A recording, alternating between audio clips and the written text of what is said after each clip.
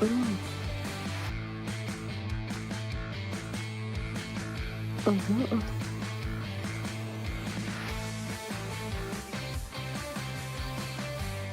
Mhm. Mhm.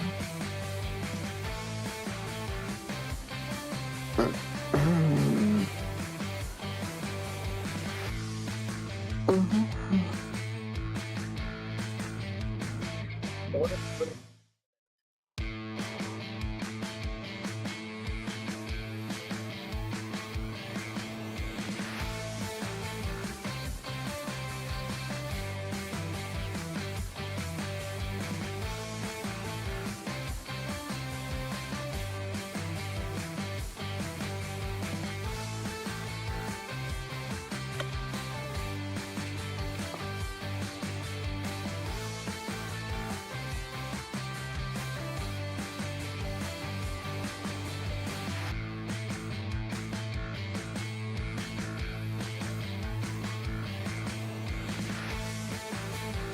Happy Saturday, ladies and gentlemen. We have officially made it. It is the weekend, and we welcome you to Sports Now. Jackson Lightcap alongside Matthew Pennington and Jonathan Snyder as we welcome you to the TKDS Sports Network and Sports Now. We are live until 11. And Matt, John, just as I mentioned before, we made it. It's officially the weekend.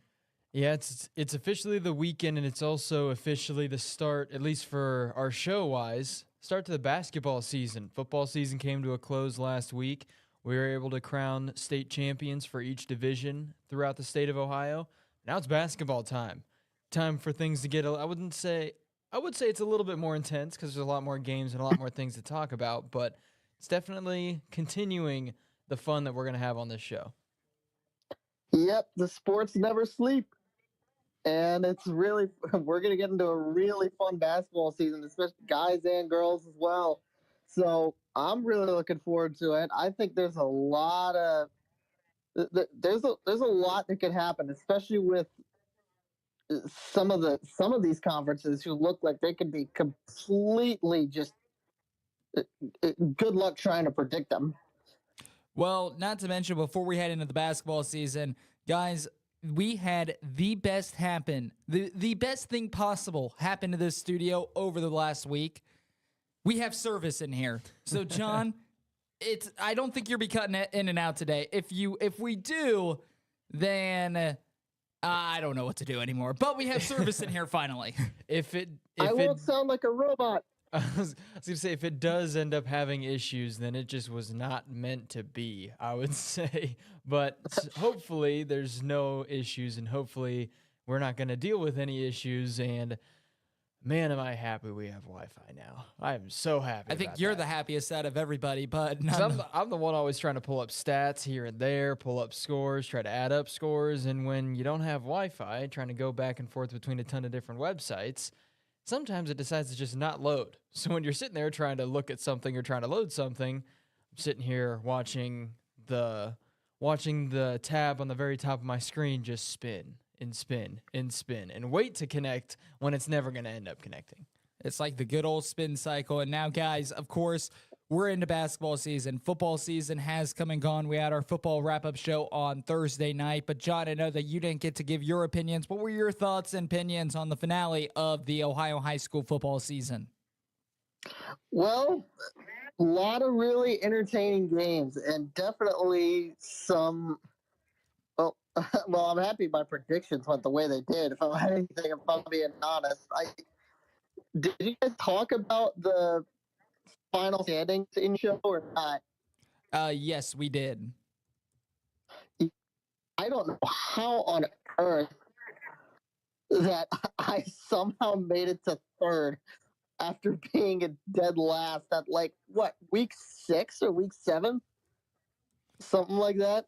Yeah, it was during the middle of the regular season. John was struggling, but he entered playoffs, and he just absolutely took off. And John, he jumped from the cellar all the way back up to third. So a podium finish for John. Matt, you finished first. I finished second. John finished third. And then you down the list. Fourth place was David Marshall. Fifth place was Tim Capel. Sixth place was Kevin Fowler. But again, it was a very, very good time. It was a very fun time when it came to those game picks. I always love doing that segment, a little friendly competition within the TKDS Sports Network. And not to mention, our basketball game picks will be starting next week. And yeah, Yeah, it should be fun. basketball game picks is probably where you're not going to see me towards the top. A season ago, I think I finished third, but it was I think didn't you tie for first, Jackson, last year? I was Or were in you a second game by back? one. I was one game back from first place to Jim DeBelt.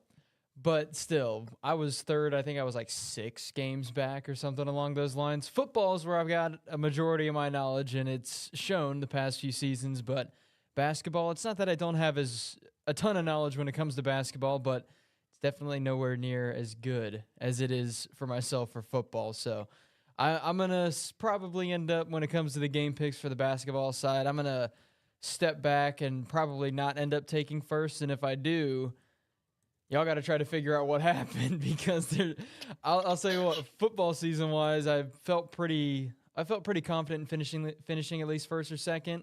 I'd say I'm probably going to finish middle of the pack for basketball, but like I said, it's just because I know way too much about the game of football than I think is good for any person to know. So I'm excited for the game picks for basketball. You mentioned it, Jackson. It was a ton of fun during the football season.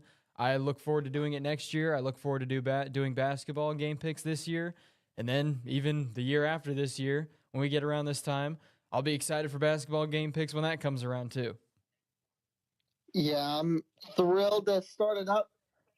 I'm kind of in the same boat as Matt because I am not all that knowledgeable with basketball, but I mean, definitely I know more than enough. But yeah, I'd venture to say that yeah, again, if I pull a similar performance and finish on the podium with these game picks for basketball, then I could accept that. I could be happy.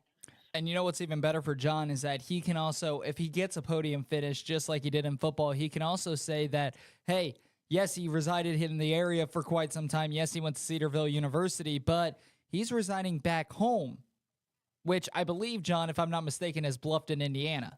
So That would be correct. nonetheless, you have an Indiana guy who just lived in the area for college, and he's already taken down quite a bit of guys within the TKDS Sports Network as well. But yeah, nonetheless, so for anybody out there who wants to kind of know how this basketball show will work, obviously, our football show, we did a lot of score updates and a lot of scores and analysis. And basketball, because teams are playing almost every night. Obviously, there's games every night. Teams are playing 2 to 3 times a week. We are not going to be able to give and provide score updates for every single game that is going to be played. So what we're going to do, and for those of you who watched this show last year or listened to this show last year, it's going to be the similar concept. We're going to go conference by conference and do an overview of the conference. We're going to look at the standings. We're going to look at teams to beat. We're going to look at upcoming schedules, leading scorers, leading playmakers, and really players who we think should elevate their game to help their team, players who are playing lights out. That's pretty much how we're going to go about this. We're going to go over all the same conferences we talked about in the football show, and we're just going to go conference by conference and do a whole entire overview and an update on those conferences as well. So, Matt, that's what we did last year. John, I know you're kind of new to this format, just joining us back in August. Glad you're with us, by the way. But so that's the format that we were able to run with last year. So I know that this year we're going to go with a similar format.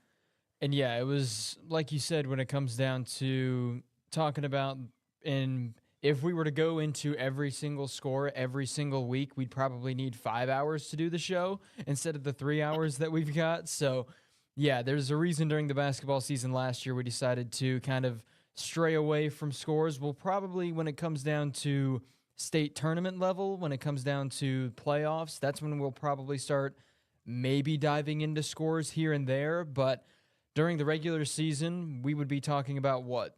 10 to 15 different conferences, 2 to 3 games per team for both guys and girls every single week. We just wouldn't have time to list off all the scores. So like Jackson said, we'll be going in depth in each conference, talking about the teams to look out for, talking about players to look out for, teams that should be better than they were a year ago, teams that have made improvement from a season ago, teams that were good last year aren't going to be as good this year. So there's still a lot to talk about. Still going to be easy to fill the 3 hours that we've got for this show, but it's going to be a little bit different not talking about every single score, but there's reasons for it. Yeah, not to mention with the influx of new programs considering compared to football. There's some lot my words can actually work right now. Yeah, there's some schools who don't have football programs but have some very successful basketball programs here, and you're gonna have a lot more schools that we would need to talk about. So yeah, if we were gonna talk about every single score, I'd venture it'd be longer than 5 hours. I'd almost say it'd be like a full 9 to 5 in and of itself. So yeah, but I'm really excited for it.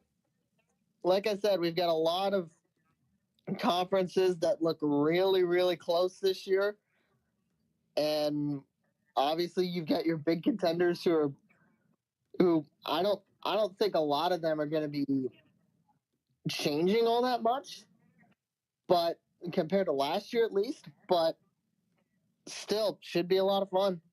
Absolutely. It's going to be a lot of fun. Guys, I'm super excited to host this show with you guys. And hey, we're into basketball season. But folks, guys, let's get into what we're paid to do. We're talking about high school football, or high school, that's a force of habit. High school basketball coming up next when we return.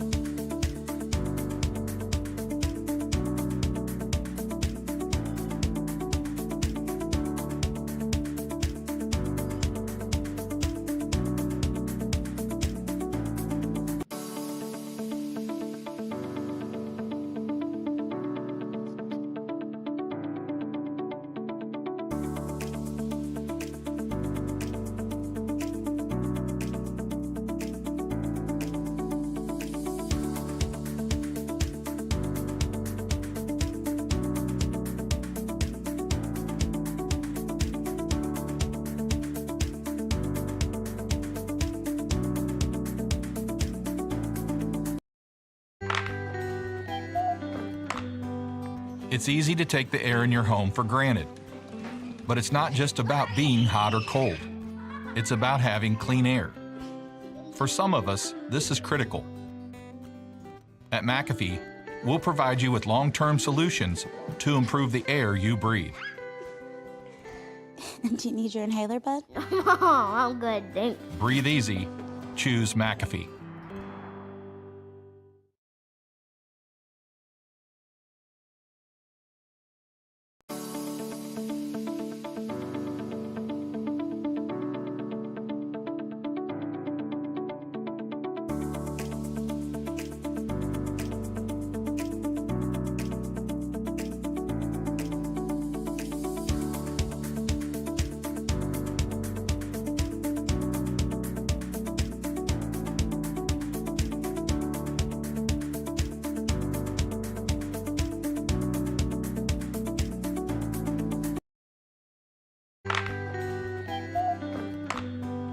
It's easy to take the air in your home for granted. But it's not just about being hot or cold. It's about having clean air. For some of us, this is critical. At McAfee, we'll provide you with long-term solutions to improve the air you breathe. Do you need your inhaler, bud? Oh, I'm good, thanks. Breathe easy.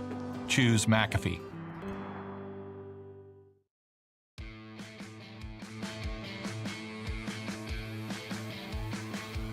Just another reminder, folks, that we are live in chat. We received a nice comment. A huge win last night for Northmont, the Thunderbolts. Yes, indeed, Matt, you and I were there, play-by-play and color for that game. It was an incredible win, and in fact, that was Northmont's first win over the Wayne Warriors since January 6, 2017. A big win for the Northmont Thunderbolts, and hey, they get their first conference win of the season. We'll get into that here in just a little bit in the show when we're talking about the Greater Western Ohio Conference. First, let's start in the Cincinnati area. We're going to start with the Cincinnati Metro Athletic Conference. We're going to do ladies first. And in the CMAC, it seems like, guys, over the last couple of years, this conference is up for grabs. The Cincinnati Metro Athletic Conference is up for grabs when it comes to girls basketball over the last couple of years. Right now, the teams looking tough to beat are Withrow at 3-1, Woodward at 4-2, and Gamble Montessori at 2-0.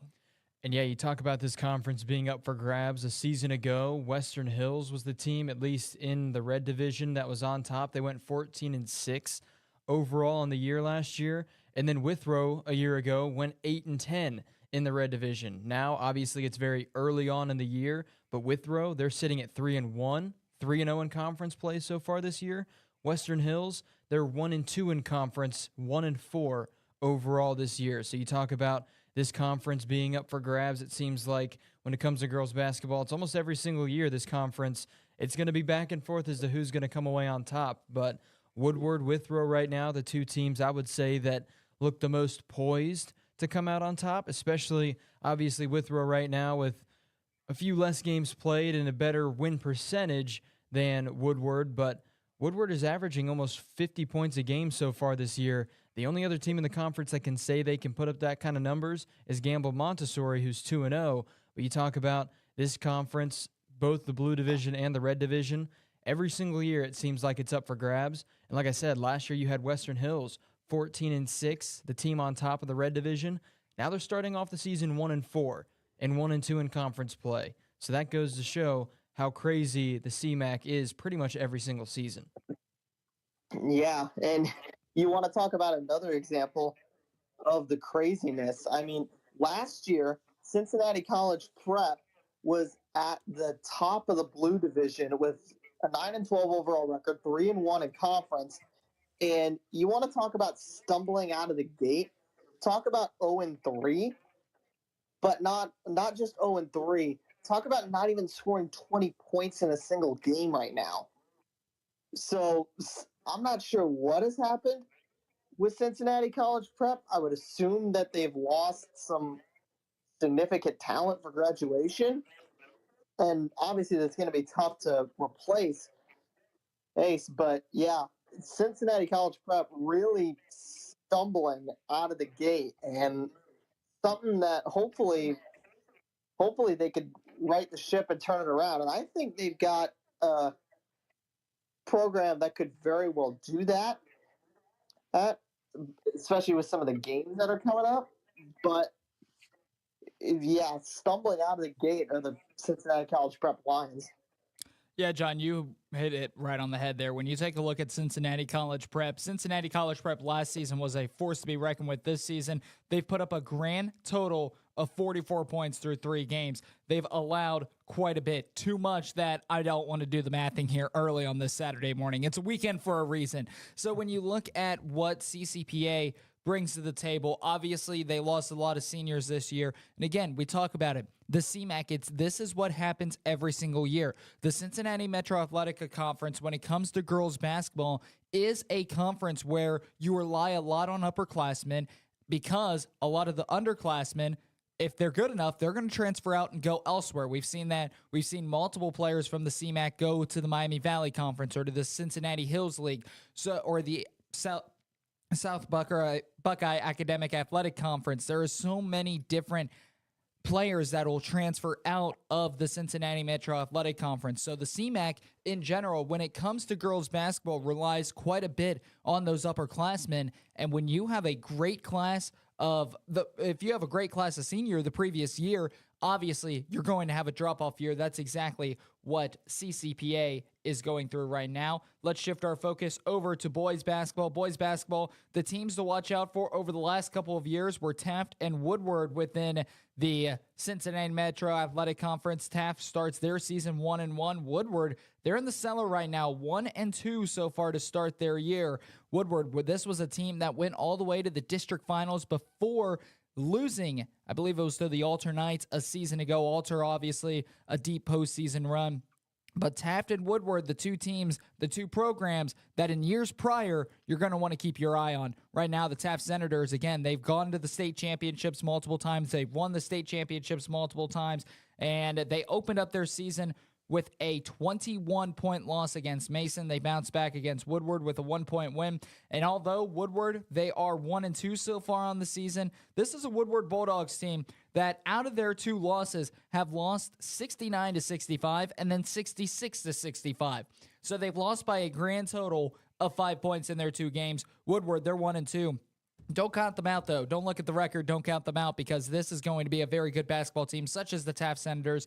And Matt, John, are there any other teams in the Cincinnati Metro Athletic Conference that you believe can compete with either Taft or Woodward? Well, one team I'm looking at right now, I'm looking at the Big Red of Hughes. We've seen what they've been able to do the past few seasons. I feel like to go toe-to-toe with teams like Woodward, to go toe-to-toe with teams like Taft, it's going to be tough for a team like the Big Red to do so, but you take a look at what Hughes has been able to do the past few seasons. Decent postseason run a year ago. They were competitive in the postseason last year. When it came down to the conference games against Woodward and against Taft, it wasn't super competitive in those games, but Hughes is also returning a decent chunk of their players from a season ago. They had a few seniors on the roster, but they've also got a lot of underclassmen that were playing at the varsity level a season ago. And you talk about Woodward, I would say if there's any team that is going to take down Taft, it's going to be the Bulldogs, but it's going to be tough for them to do it, seeing as how they've already lost to the Senators by 1 this season. But that's one thing with this Bulldogs team you have to take a look at. Obviously, 1-2 on the year, but they've played on the road against Louisville DeSales and on the road against Rowan City High School. Those are some pretty tough teams to face off against, especially if you're a team like Woodward. And then you had to start off your conference play the toughest team you're probably going to face in your entire conference for your first conference game of the year, and you fall just short. So this Bulldogs team of Woodward, obviously a 1-2 start to the season, but you take a look at who they've played, and they've only lost by a combined 5 points. I don't think there should be any worry for Woodward right now. Yeah, I'm looking at and I agree with you. I don't think there should be much concern for Taft and Woodward either. I'm in particular looking at Western Hills. 2 wins already against this year against Bishop Ready and Columbus West High. So some pretty solid out of conference opponents that they've scheduled, and some good wins over them. And for West, I took a look at their roster. There's 5 seniors that they have on the roster, at least the one that's listed on the website. All as other than one of them. How I think I'm cutting out on my mic again. So I'm impressed with Western Hills so far throughout this year. John, I think we have you cutting in just a little bit in and out, so hopefully that'll all work itself out during the rest of the show. We talk about, I know that we've had some service issues in here. I talked about that we were excited to finally have service in here, and now it looks like things are starting to go south. So we're waiting to see how that all plays out. Let's move on to the Southwest Ohio Conference. Southwest Ohio Conference, remember in girls basketball a season ago, Talawanda was undefeated through the regular season. They were beat 50-49 against Mount Notre Dame in the district semifinals. So when you look at what Talawanda brings to the table, Talawanda last season 23-1. This is a team though that lost quite a bit of players. Talawanda a season ago, they ended up losing some of their top players on that team. They ended up losing Taylor Ferris. They ended up losing Kylie Fears. Both of those players going to play at the next level, college basketball as well. So Talawanda 23-0, leading into that game against Mount Notre Dame. We all know the powerhouse that Mount Notre Dame is. Mount Notre Dame, even in a down year last year, still made a very deep postseason run, and we'll talk about them when we get to the Girls Greater Catholic League. But this year, unlike last year, remember the Southwest Ohio Conference, they are left without Ross and Edgewood. Ross and Edgewood going to the Southwestern Buckeye League, so we'll talk about those schools when we get to the SWBL. So only 4 teams in the Southwest Ohio Conference this season. Harrison, Talawanda, Northwest Mount Healthy. Harrison, they had a tough season last year. They played a very good schedule. They've played a very, very tough slate of games. They made it far in the postseason. Harrison, they're tipping off this season 4-0 so far to start. Yeah, if there's any team right now in the SWAC for girls basketball this year that is going to be able to go toe-to-toe with the Brave of Talawanda, it's going to be Harrison. If it's probably not going to be Northwest, probably not going to be Mount Healthy. And you take a look at Talawanda so far this year, you take a look at the teams they've lost to. West Claremont is a pretty good basketball team for girls basketball. They had a ton of talented players last year that returned this season, and then an 18-point loss to Valley View. Valley View also a really good basketball program for both guys and girls. So the fact that Talawanda, obviously, you talk about the players that they don't have from a season ago, it's going to be tough to repeat an undefeated regular season, no matter what team you are, no matter if you have those returning players, the players that were your playmakers a season ago returning to this season. It would have been tough for Talawanda to try to go 2 back-to-back years where they were undefeated. Their only loss last year, 2 regular seasons back-to-back where they would have been undefeated because obviously they didn't win a state championship undefeated last year to the Brave. They ended up losing, like you said, to Mount Notre Dame. But starting off the season 3-2, they've already got a conference win under their belt. The big question is going to be, first game against Harrison isn't until the 10th of January.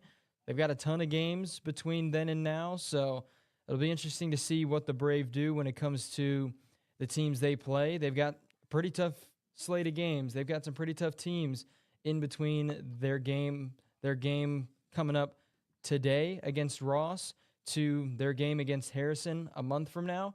They've got teams like Hamilton. They've got teams like Baden, Fairmont, Monroe in that mix. So Talawanda is going to have a pretty tough schedule in and out of conference, and it wouldn't be surprising that even if the Brave might not have the same regular season that they did a season ago, I mean, it's impossible for them to have the same season they did in the regular season from a year ago because they've already lost a few games this year. But it's safe to say the Brave, when it comes postseason time, they're going to be battle-tested and ready for it. Yeah, and I'm glad you mentioned that because this is a conference that has the potential to change a lot before we get to some of those massive games. As you mentioned, there's about a month between now and the Talawanda Harrison game. So there's a lot that could happen. There's a lot that could change with these rosters. You can almost get a whole new team identity at that month point depending on your coaching. So this is a conference that has the potential to really be shaken up a lot. But right now with the SWOC, I can agree. It's looking like a 2-horse race right now. Talawanda and Harrison, both of them with great starts to their seasons. And Harrison looking really, really solid right now. 4-0 overall. So keep an eye on both of them. But yeah, it's looking like a 2-horse race in that conference. Let's shift our focus to boys basketball. Last season, when it comes to boys basketball in the Southwest Ohio Conference, there were only 2 teams that finished above 500. That was Talawanda at 15-8. That was Northwest at 12-11. Both tied for the SWAC title at a 7-3 conference record. Matt, John, I would expect almost the same this season, but all 4 of the teams remaining in the Southwest Ohio Conference, they have struggled to open up their season. No team over 500. Mount Healthy, Northwest, Harrison, Mount Healthy, Northwest, they're 1-2. Harrison's 1-3. Talawanda is 0-3. And every single one of their opponent, or every single one of those teams have been outscored average-wise on the season by 7 or more points. And yeah, you take a look at these teams. Harrison, the only team with a out-of-conference win, and it was a 2-point win at Reading earlier on in the year. So you mentioned the struggles right now in the SWAC when it comes to guys basketball. 3-10 is the combined record of all 4 teams in the SWAC right now.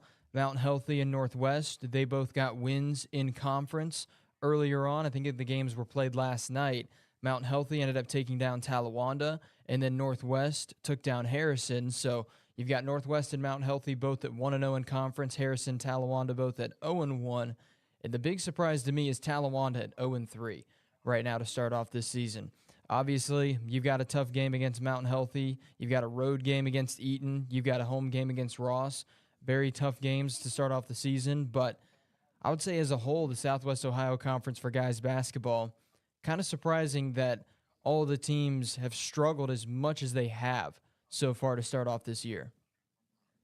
Yeah, and especially with some of their out-of-conference opponents. You had mentioned that Ross went to the SWBL, moving from the Southwest Ohio Conference. Ross ended up playing Talawanda to open up the year. Ross thumped them. 67-33 is the final in that one. And considering that Talawanda last year was not only at the top of the SWOC last year, they also split that series with Ross last year, a 68-50 win compared to a 51-39 loss for the Brave last year. So again, a conference that could change just because of how much time there is between their in-conference opponents, but still a Southwestern Ohio Conference that has hopefully can right the ship. As you said, all their teams below 500 overall right now. And, you know, if we're looking at who I think is going to come out, obviously we're only week 2 in the season for Ohio high school boys basketball. But when you look at what the scoring outlook looks like right now for Harrison, what they bring to the table when it comes to boys basketball, they have Tucker Ward with 17 points per game. They have Luke Rogers with 13 points per game. They have Donovan McCain with 11 points per game. That is 1, 4, and 5 when it comes to from points per game average in the Southwest Ohio Conference. If you have 3 players that are averaging 10 or more points a game, that's going to set you up for success because you're going to have games where all 3 of them are on, and then it's just they're scoring at will. But you're also going to have games where 1 or 2 of them may be off, but you can expect one of those 3, the trio, to step up and to try to really fill in the shoes of whoever's down that night. That really will help out Harrison during the long stretch of the season. Basketball season, it's a gauntlet. It is the longest season when it comes to high school sports in the state of Ohio. It's a gauntlet, so you're going to need players. You're going to need consistency. You're not going to be able to find consistency as much during the regular season. Yeah, and there's one thing I'm taking a look at. When you take a look at, obviously, when it comes to the stats and when it comes to the stats for the conference, when it comes to the stat leaders, when you've only got 4 teams, it's going to be you're not going to see too much disparity between different teams. But take a look at this Northwest defense so far on the year. They've got 3 players tied for 3rd when it comes to steals per game on the year. And then when it comes to blocks per game, 4 of the top 5 play for Northwest. So talk about defenses that you want to see be successful. Northwest right now definitely has the best defense in the Southwest Ohio Conference. And we talk about the saying, defense wins championships. There's a good chance that this Northwest defense, if they do end up winning the Southwest Ohio Conference regular season championship, you're going to have to thank that defense for how tough they play on the floor. It is time for a break. We're going to step aside. When we return, we will get into some more Cincinnati basketball action. We'll start with the CHL and the MVC. That's all coming up next here on Sports Now.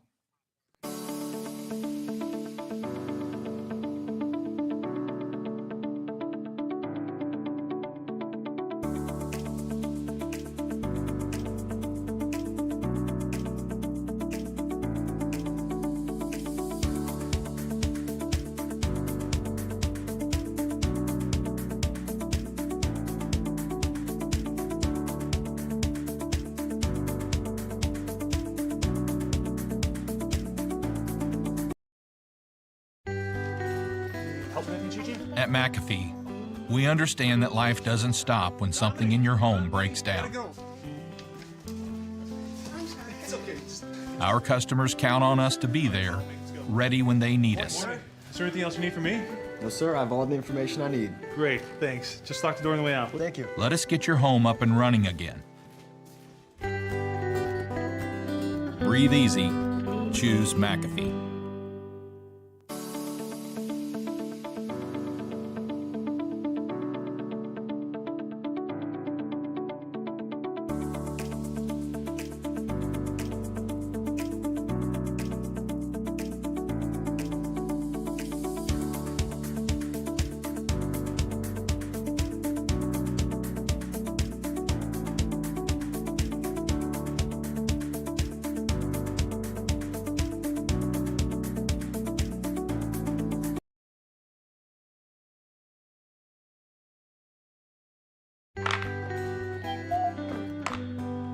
It's easy to take the air in your home for granted.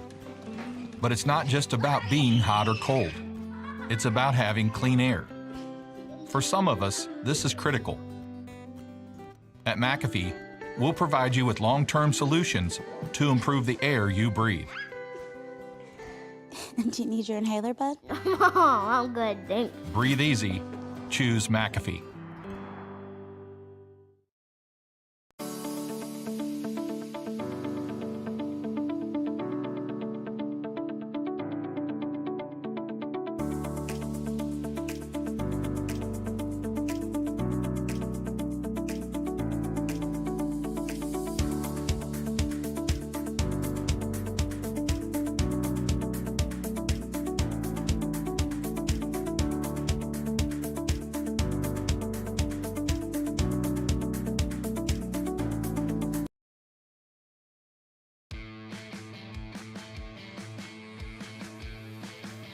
Back here on Sports Now, Jackson Lightcap, Matthew Pennington, Jonathan Snyder, our producer Kevin Fowler, here on the TKDS Sports Network. Before we get into the CHL and the MVC, there was some news that was announced in Canton from the OHSA. They announced this at the State Football Championships. But unlike previous years when it comes to the playoffs for Ohio high school basketball, girls and boys, the previous years they've had coaches vote on seedings, and then there was a huge tournament draw. This year they're keeping it up with computer points, so it's going to be very similar to how the football playoffs and how the football seeding was announced back in the fall. They're using that same method, moving it in now to Ohio high school basketball. Therefore, we're going to have some more playoff points to talk about here in mid-January. And I think it's a good thing that they decided. I think that should be the case for pretty much every single sport that the OHSAA is going to have a playoff for when it comes to high school. So, because it just makes it easier for everyone to try to keep an eye on it, try to keep track of it, know what team could go to which seeding, what their ceiling is, what their floor can be, because we were talking about it a ton when we were talking about the computer points for football a season ago. When it came down to the wire for the postseason, we knew the max amount of points a team could end up acquiring. We knew the minimum amount of points they could acquire. If with the minimum amount of points they could acquire, that could knock them out of the postseason, that could keep them in the postseason. It just makes, when it comes down to knowing what team is going to be in what seed and knowing what their ceiling is, what their floor is, it gives you a gauge of how good a team can be, how good a team can improve to be, and how good a team is going to be when it comes postseason time. Joe Idle, you've got some work to do. No, I'm joking. we love his stuff here. But yeah, I can agree with what you said, Matt. It gives teams where you know exactly what you have to do and what your standing is when you're coming into the final stretch of the season. So with the old format, you always had that element of unknown, like even if we went out here, are we really in, that kind of thing. Now you officially know what you have to do, and you know what the expectation is for your team to get into the playoffs. So it should be very fun to see, and especially for us, it's going to be really nice to keep track of that and have something that we could actually look at some solid data for instead of going off of predictions. But should be very fun. Let's move our focus. Let's talk about girls basketball in the Cincinnati Hills League. When it comes to the Cincinnati Hills League, this has been an interesting story and a common theme in the CHL. There has not, outside of Indian Hill, Marymount, and Madera, there has not been another team that has won the CHL title in girls basketball since the 2013-2014 season, where Wyoming ran the table. Last season, it was Madera, 22-3 overall, 12-2 in league play. Marymount was right behind them. Taylor was also right behind them, also was in the thick of things, but Madera was able to pull it out in the end. This season, you look at the CHL, just like the CMAC, ultimately, it's anybody's conference. And right now, Wyoming, 2-0 in conference play, 3-2 overall. The Wyoming Cowboys, they're off to a hot start. They lost to Norwood. They lost to Harrison. They've beaten Bethel Tate, Taylor, and Reading. And yeah, you talk about the conference being up for grabs. It's safe to say right now, when you take a look at all the teams towards the top, there's a lot of different teams in those top few spots that can end up coming away with the conference as a whole. But you got to look at this Wyoming Cowboys team so far this year. You take a look at, obviously, their wins in conference right now. You might think that it's Taylor, it's Reading. Both of those teams haven't won a conference game so far this year. Taylor, they are 1-2 on the year, but Reading is 4-2 on the year so far. So you talk about big wins for Wyoming. It was a close game against Reading. They only won it by 5 points this past Wednesday, but talk about giving yourself some confidence when it comes to the thick of conference play that you're going to end up dealing with later down the stretch, because coming up in a few weeks, they've got Marymount and Indian Hill on the road, both in the same week. So this Wyoming Cowboys team, starting off the year in conference 2-0, they've got another conference game against Deer Park today. Then they've got a game against Ross this upcoming week. And then you've got Marymount, Indian Hill, both road games. So this Cowboys team, they've got to play good against Deer Park today. They've got to play good against Ross on Monday night to get themselves ready for Marymount and Indian Hill next week. Yeah, it's going to be a very fun to watch, this Wyoming squad. And you mentioned earlier, Jackson, Marymount, Indian Hill, Madeira, and Taylor, the main four in the Cincinnati Hills League. One of the teams Wyoming beat, Taylor, and they beat them by about 6 points. And Taylor, obviously, you're looking at them and you see 1-2, but the other of their losses was against Talawanda on the road, and they only lost that by 4. So, again, Taylor is nothing to be trifled with. So I think they've still got a good squad, and they can really turn it around. Now, there's evidence that they can do so. So we should see some from the Cincinnati Hills so far.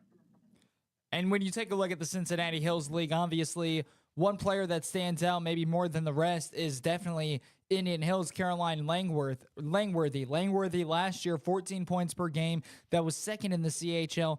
This season, she's at 18 points per game to start the season. You could definitely see the improvement from Caroline Langworthy. Langworthy, just a junior. She is a tremendous player, tremendous guard who stands 5'6".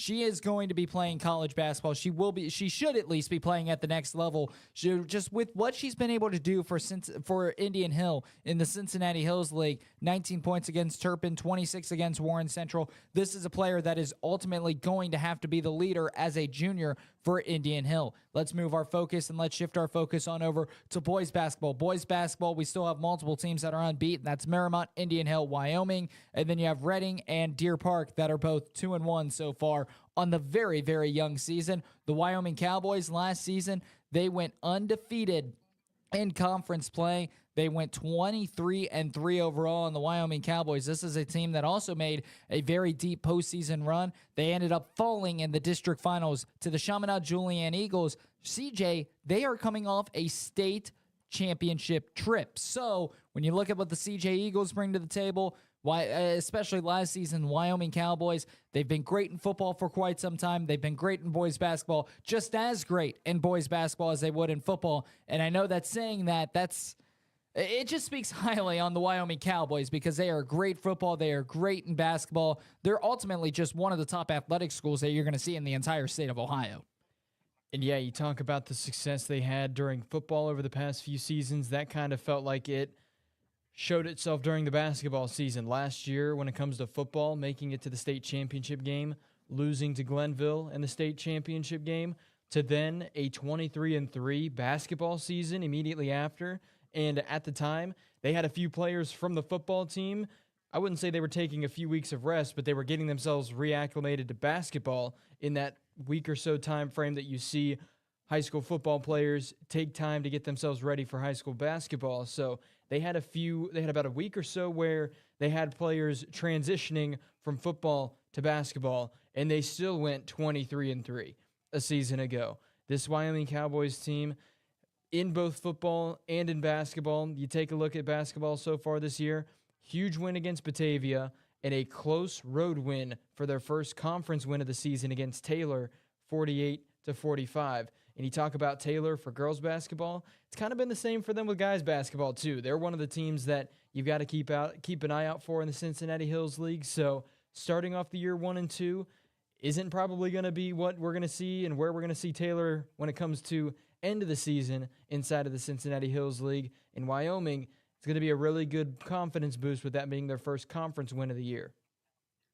Yeah, and speaking of teams with the potential to turn it around, I have to say it's Madeira. And a very surprising start for Madeira, 0-4 to start the year after last year's 19-6 performance from the Mustangs. And they've played some tough out-of-conference competition. Losses to New Richmond, on the road to Wilburg, a loss to so some really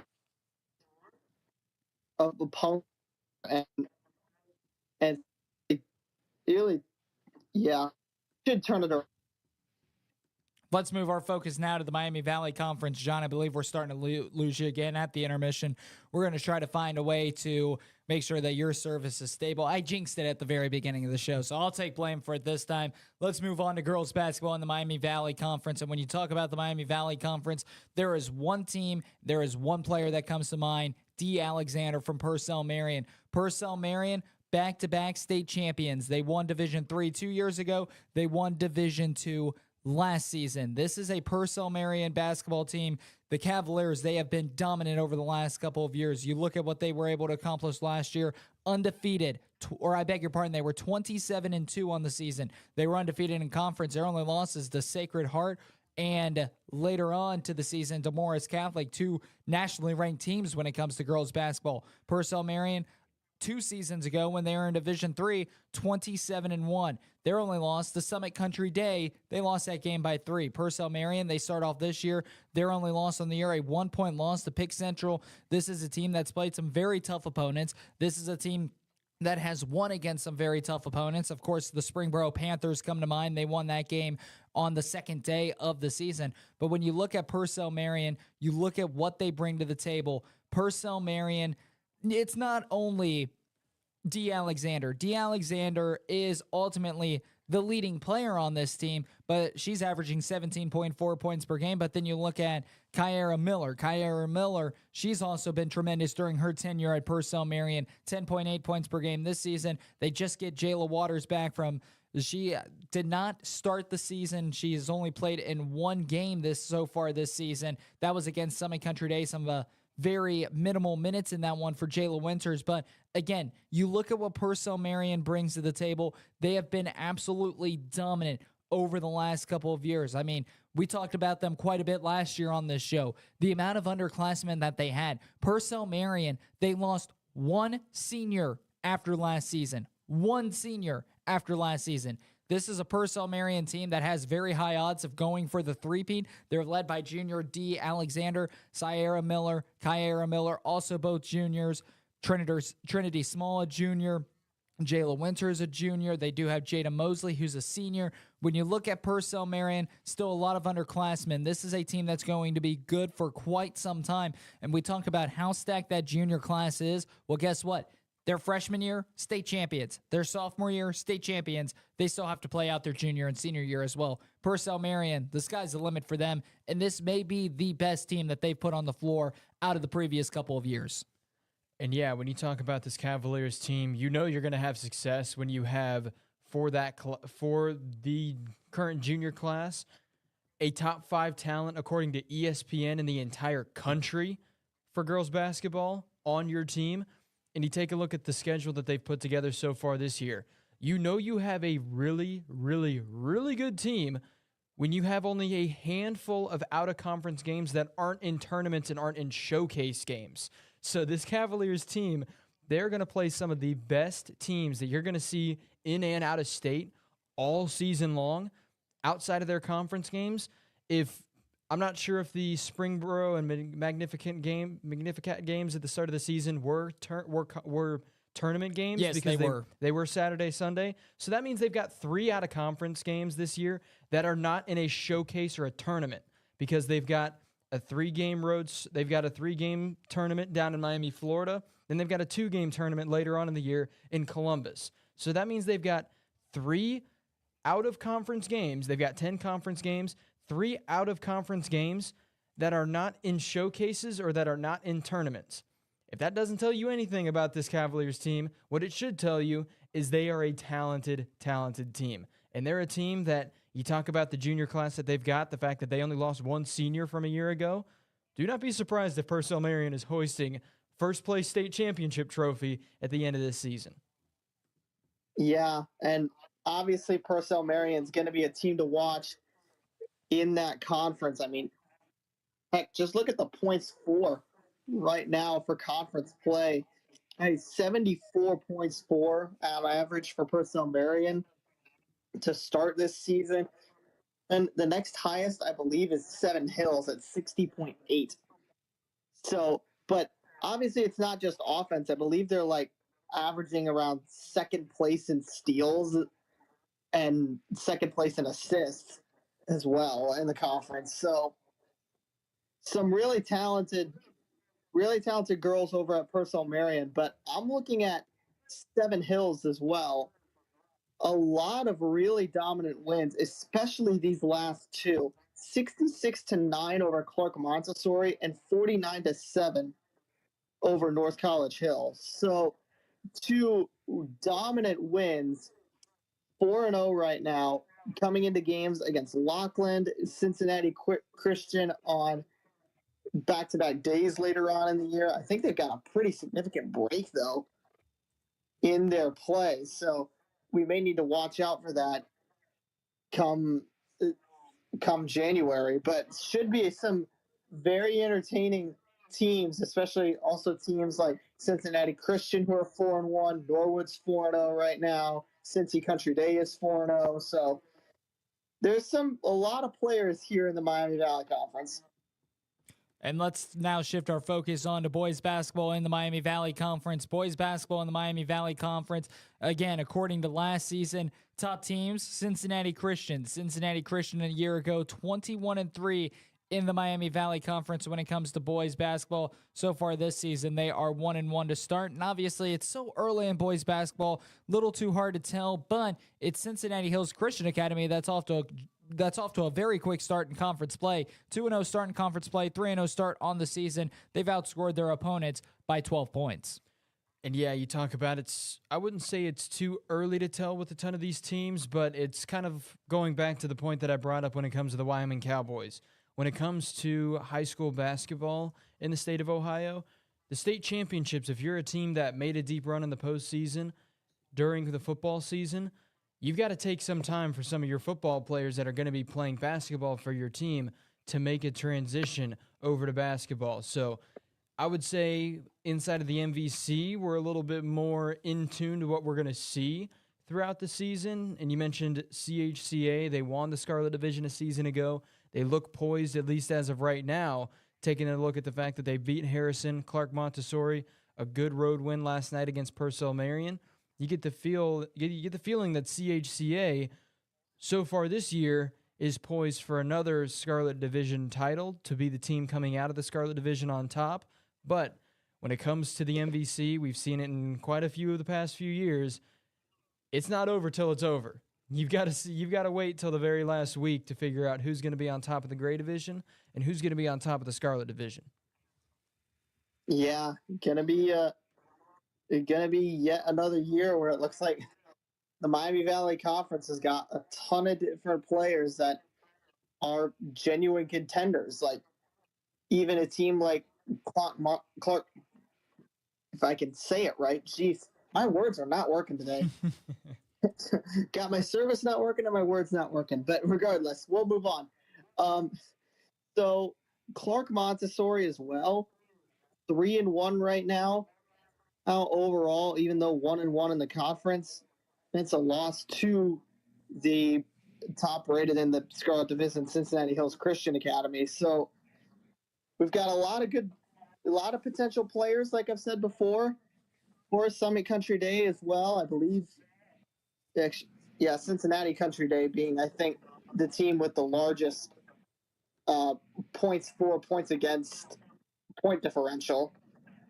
So obviously looking at them right now, but it's still early days, so a lot could change, but looking like a really entertaining conference.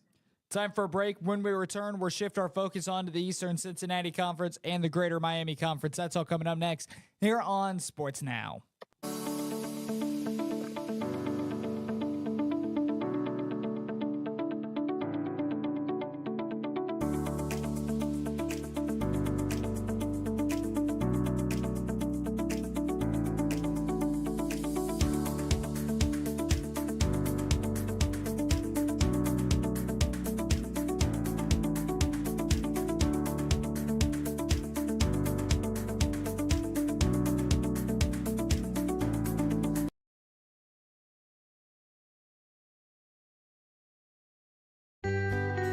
Every day, we find ourselves on a path full of decisions. It's me. Sometimes small and sometimes big. Sometimes alone and sometimes together. At McAfee, everything we do is done with your comfort, health, and convenience in mind. She always wanted the best for you, and now you can rest knowing you've provided the best for her. Breathe easy. Choose McAfee.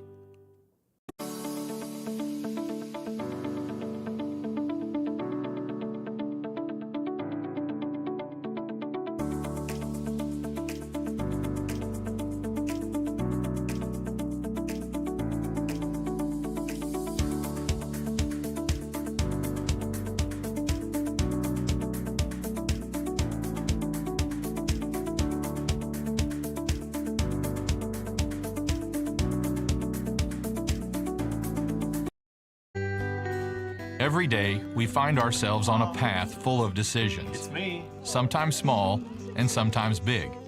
Sometimes alone and sometimes together. At McAfee, everything we do is done with your comfort, health, and convenience in mind. She always wanted the best for you, and now you can rest knowing you've provided the best for her. Breathe easy. Choose McAfee.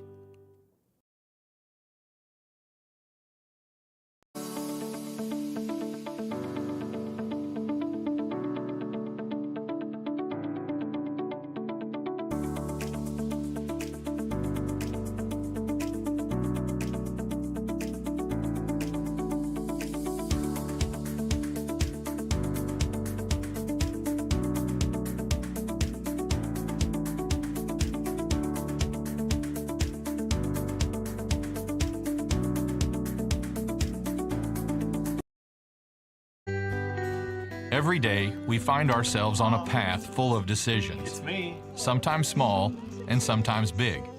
Sometimes alone and sometimes together. At McAfee, everything we do is done with your comfort, health, and convenience in mind. She always wanted the best for you, and now you can rest knowing you've provided the best for her. Breathe easy. Choose McAfee.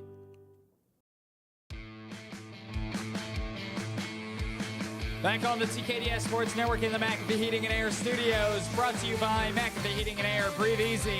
choose McAfee. Let's move on. We'll start with the Eastern Cincinnati Conference. In the Eastern Cincinnati Conference, last year, John, Matt, when it came to girls basketball, the Eastern Cincinnati Conference was an absolute gauntlet. Obviously, West Clermont, they were undefeated during the entire regular season. They were upset by Kings in the district semifinal, 49-43 to end their season. But entering that game, they were 24-0. When you look at their overall numbers, they averaged 57 points per game last season. They only allowed 33 points per game. They got it done each and every way. And then you go down the list. You had Kings that finished 22-6, Loveland 17-8, Lebanon 17-8. Walnut Hills 15-9, Milford 13-11, Winton Woods 13-11. There are 10 teams in the Eastern Cincinnati Conference, and out of those 10 teams, 7 of those teams finished 2 games above 500 or better. So the ECC last season, it was an absolute gauntlet. It was a tremendous season. As fans, as media personnel to talk about it, the ECC, when it came to girls basketball last year, was one of our favorite conferences to talk about because on how competitive it was. And we're also going to see that in the boys as well when we get to that. But when you look at this season, West Clermont picking up right where they left off. Remember, undefeated last year in the regular season. They are continuing that streak as well. 5-0 so far to start off the year. They are 4-0 in conference. Winton Woods 5-1 overall. They are 4-0 in conference as well. Those two teams, they go at it this upcoming Thursday. And yeah, talking about West Clermont, talking about Kings, the matchup that those two teams had a season ago. I actually had the call for West Clermont versus Kings in the playoffs last year. And you talk about how entertaining it is watching these teams inside of the ECC, how exciting it's going to be watching these teams continue to play tough basketball against each other, how intense it's going to be between all of these teams. That game, Kings versus West Clermont in the playoffs last year, it's safe to say that was one of the crazier games I had seen pretty much all season long a year ago, and it would not surprise me if we see crazier games this year when it comes to ECC play, especially with the fact that you take a look at Winton Woods, West Clermont, they're both teams 4-0 right now in conference. They're the only teams inside of the Eastern Cincinnati Conference that have yet to lose a conference game. They face off against each other this upcoming Thursday. Before that, West Clermont, they have Kings on Monday. Winton Woods, they have Little Miami on Monday. But for the top spot of the ECC, it's up for grabs this upcoming Thursday. Yeah, that's going to be a really fun matchup to talk about if we get to it for a couple of weeks from now. But yeah, some really, you mentioned the ECC was a madhouse last year. It's looking to be more of the same, especially with out of conference records. I take a look at a team like Walnut Hills, 4-2 overall right now, 2-2 in the conference. But their losses are to Lebanon, who is currently 3-1, and Winton Woods, who is currently undefeated in conference play. So even the teams that are supposedly right now in quote unquote the middle of the pack, or maybe closer to the top of the pack, but still right around that middle area, you have those teams that can not only still challenge for the conference title, but can really trip up a lot of the teams that are currently at the top right now. Now, I would venture to say. So this is a conference that's going to undergo a lot of changes, and week to week, this conference could look very, very different. And you take a look at the Eastern Cincinnati Conference, and obviously West Clermont, they were the clear-cut favorites last season. They're entering this season as the clear-cut favorites as well, but that doesn't mean that West Clermont did not lose a lot. They are led right now by Layla Hale, the sophomore, who has 16 points per game for the Wolves of West Clermont. This is a team, West Clermont, they are well coached. They do not rebuild. They reload. And West Clermont, they're showing it this season because if you recall from last year, they had a tremendous and one of the best, if not the best, senior classes that went through West Clermont High School. So obviously when you look at West Clermont, they lose that senior class and then they open up the next season 5-0. that really just speaks highly on the coaching and the coach's ability to develop players as well. One team that I want to talk about that may be a dark horse in the ECC. They were 13-11 last year. It's Winton Woods. They're led by Denia Trammell with 18 points per game. Matt, you and I saw her last year multiple times in person. Winton Woods last season, if you recall, a lot of underclassmen, a lot of freshmen and sophomore. And when you look at Winton Woods, they have everything it takes to compete in the Eastern Cincinnati Conference. They have underclassmen that have started at the varsity level for quite some time. Now they're experienced, they're developed, they're now upperclassmen. I'm expecting Winton Woods to have a tremendous season as well in this Eastern Cincinnati Conference. And yeah, you bring up Trammell and you take a look at the fact that you brought up that she's averaging 18.2 points per game, but she's averaging a double-double on the season as well, averaging 11.2 rebounds per game as well. I didn't even catch that. It's number one for both scoring and number one for rebounds in the Eastern Cincinnati Conference. And if you're the top player in one of those categories, you know you're a really talented player inside of the Eastern Cincinnati Conference. Trammell leads 2 of those categories. So Denia Trammell, definitely a player that could potentially win ECC Player of the Year inside of the conference. It's safe to say that with how good the Eastern Cincinnati Conference is, that's not going to be guaranteed by any stretch of the imagination. But through 6 games to start off the year, 18.2 points and 11.2 rebounds per game, averaging more than a double-double on the season, you got to be feeling pretty good if you're Denia Trammell right now. Yeah, I can agree with that. She's been playing awesome right now. Another person I'd also want to point out in some of these statistics, and unfortunately it's one of those that's more than likely just getting, well, at least for right now, it didn't quite catch my eye at first. Cassie Ingram of Kings, 17.3 points per game, 7.5 rebounds per game as well. So, that all of a sudden makes that Winton Woods Kings matchup very, very interesting once they play each other, when you've got 2 players who not only light up the scoreboard, but who can get it done on the glass too. So should be a very fun matchup when Winton Woods and Kings play each other. I'm looking at that matchup big time. Let's shift focus and let's talk about the boys basketball. And as we talked about the girls basketball, boys basketball in the ECC, a gauntlet. 5 of the 10 teams, they finished 500, or beg your pardon, 4 of the 10 teams finishing 500 or better. But what makes this conference a gauntlet, unlike the girls, was when you look at the overall record for the girls, you had 7 teams over 500 in the ECC a year ago, but the conference ran away with West Clermont. When you look at boys basketball, yes, only 4 teams 500 or better from a season ago, but you had a 3-way tie for the regular season title between Anderson, Kings, and Turpin, all 13-3 on the year. And it was just a full circle, and it was a circus between all 3 of those teams. Anderson, Kings, Turpin, they all made some deep runs into the postseason. 22-4 last year for Anderson, 18-6 last year for Kings, 17-6 last year for Turpin. And then you shift your focus onto what's happening this season. You have Turpin at 2-0, or 3-0, I beg your pardon. Anderson at 1-0, Kings so far at 1-2. And we talk about senior classes. Kings lost a great senior class. Matt, I call you out for this because we talked about this conference quite a bit on this show last season. Turpin, this is a team that we even said last year on this show, they were the youngest team out of those 3 that tied the top spot for the Eastern Cincinnati Conference.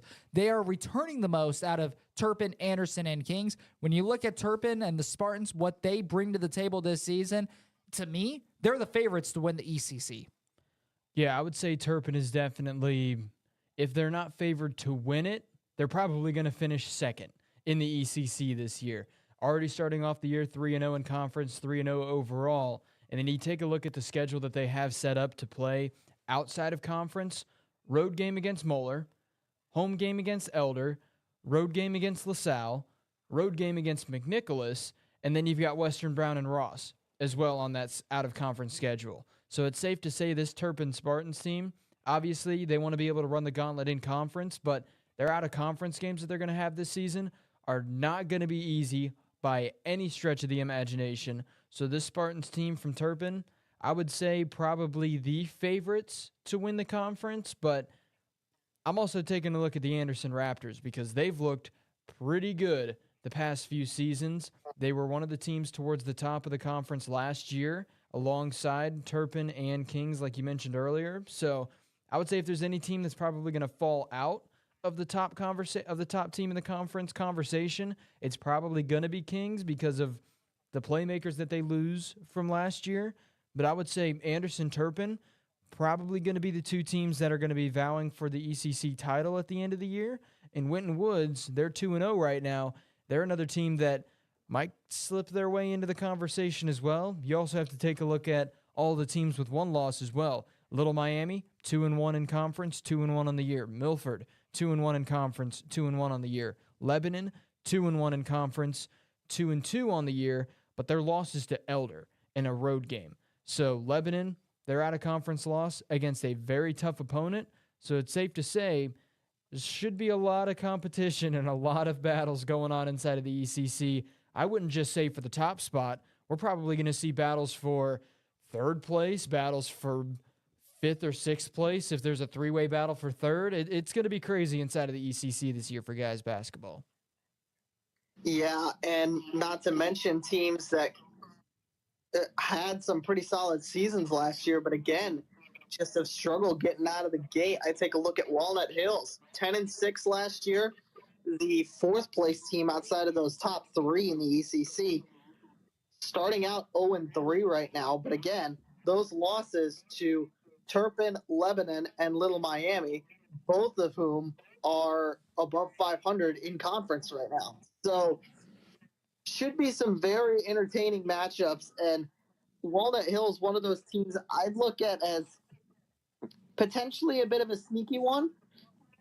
I believe last year that they managed to pull one win out against against those top three in the ECC.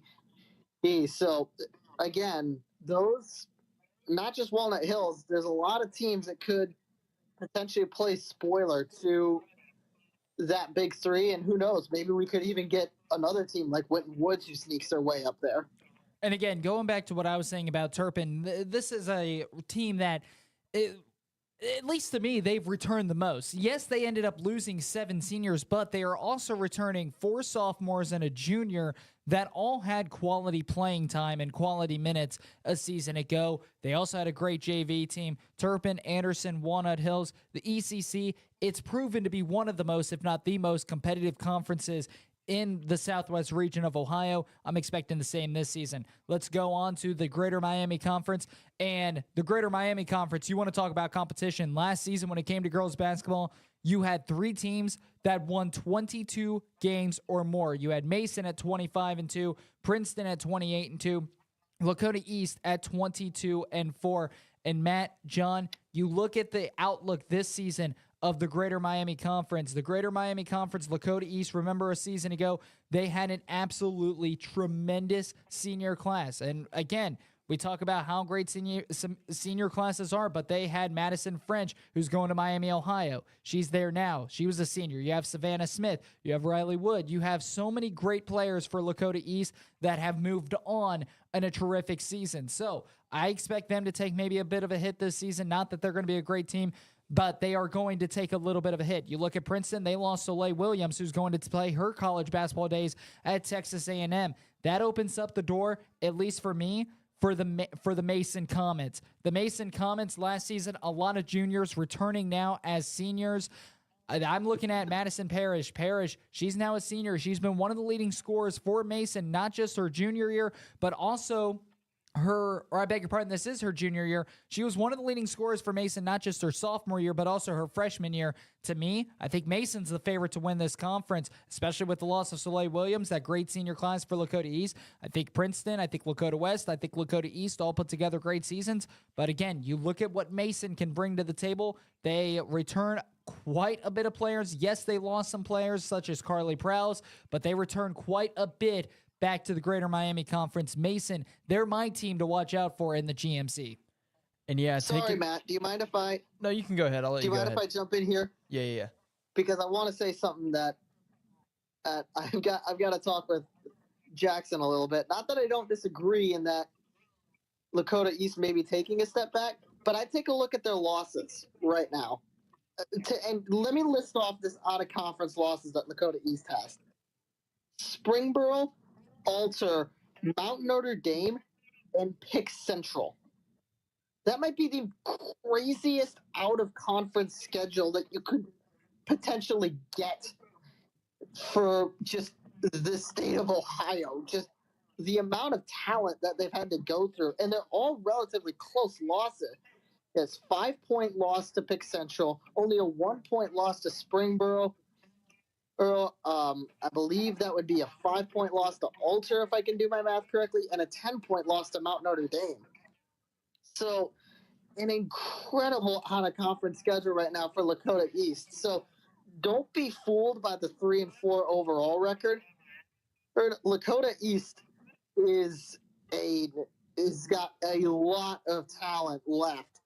And yes, they lost some. Are they probably going to take a step back? I would say that there is reason for it, but Lakota East is still very much going to be a major player in the Greater Miami Conference this year.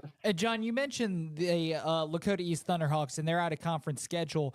And when I say take a step back, I don't mean that they're going to be a less than 10-win team this season. I think that this is still going to be a team that's going to be between 15 to 20 wins. I could see them getting over 20 wins, but at least over 15 wins. This is a Lakota East team that's also going to be competing for another district final trophy, for another regional final trophy. The Lakota East Thunderhawks, this is a team that has been built, and the standard was set high last year from the senior class.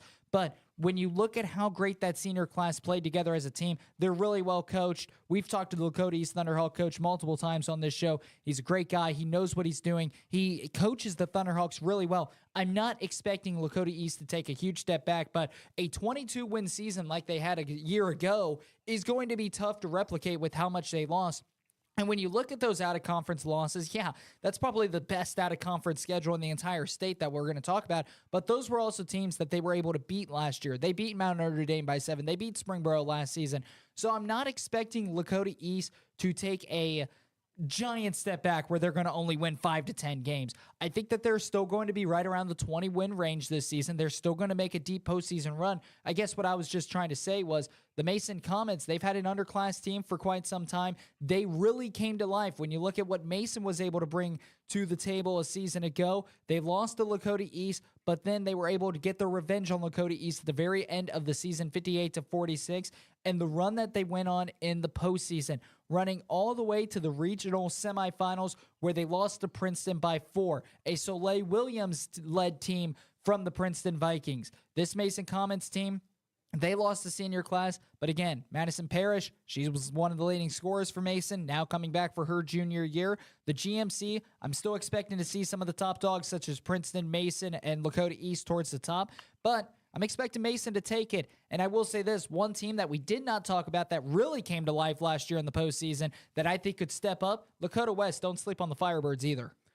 Well, John, earlier you pretty much took exactly what I was going to talk about with the types of losses that Lakota East has had so far this year. So I'm going to talk about that out-of-conference win they've got.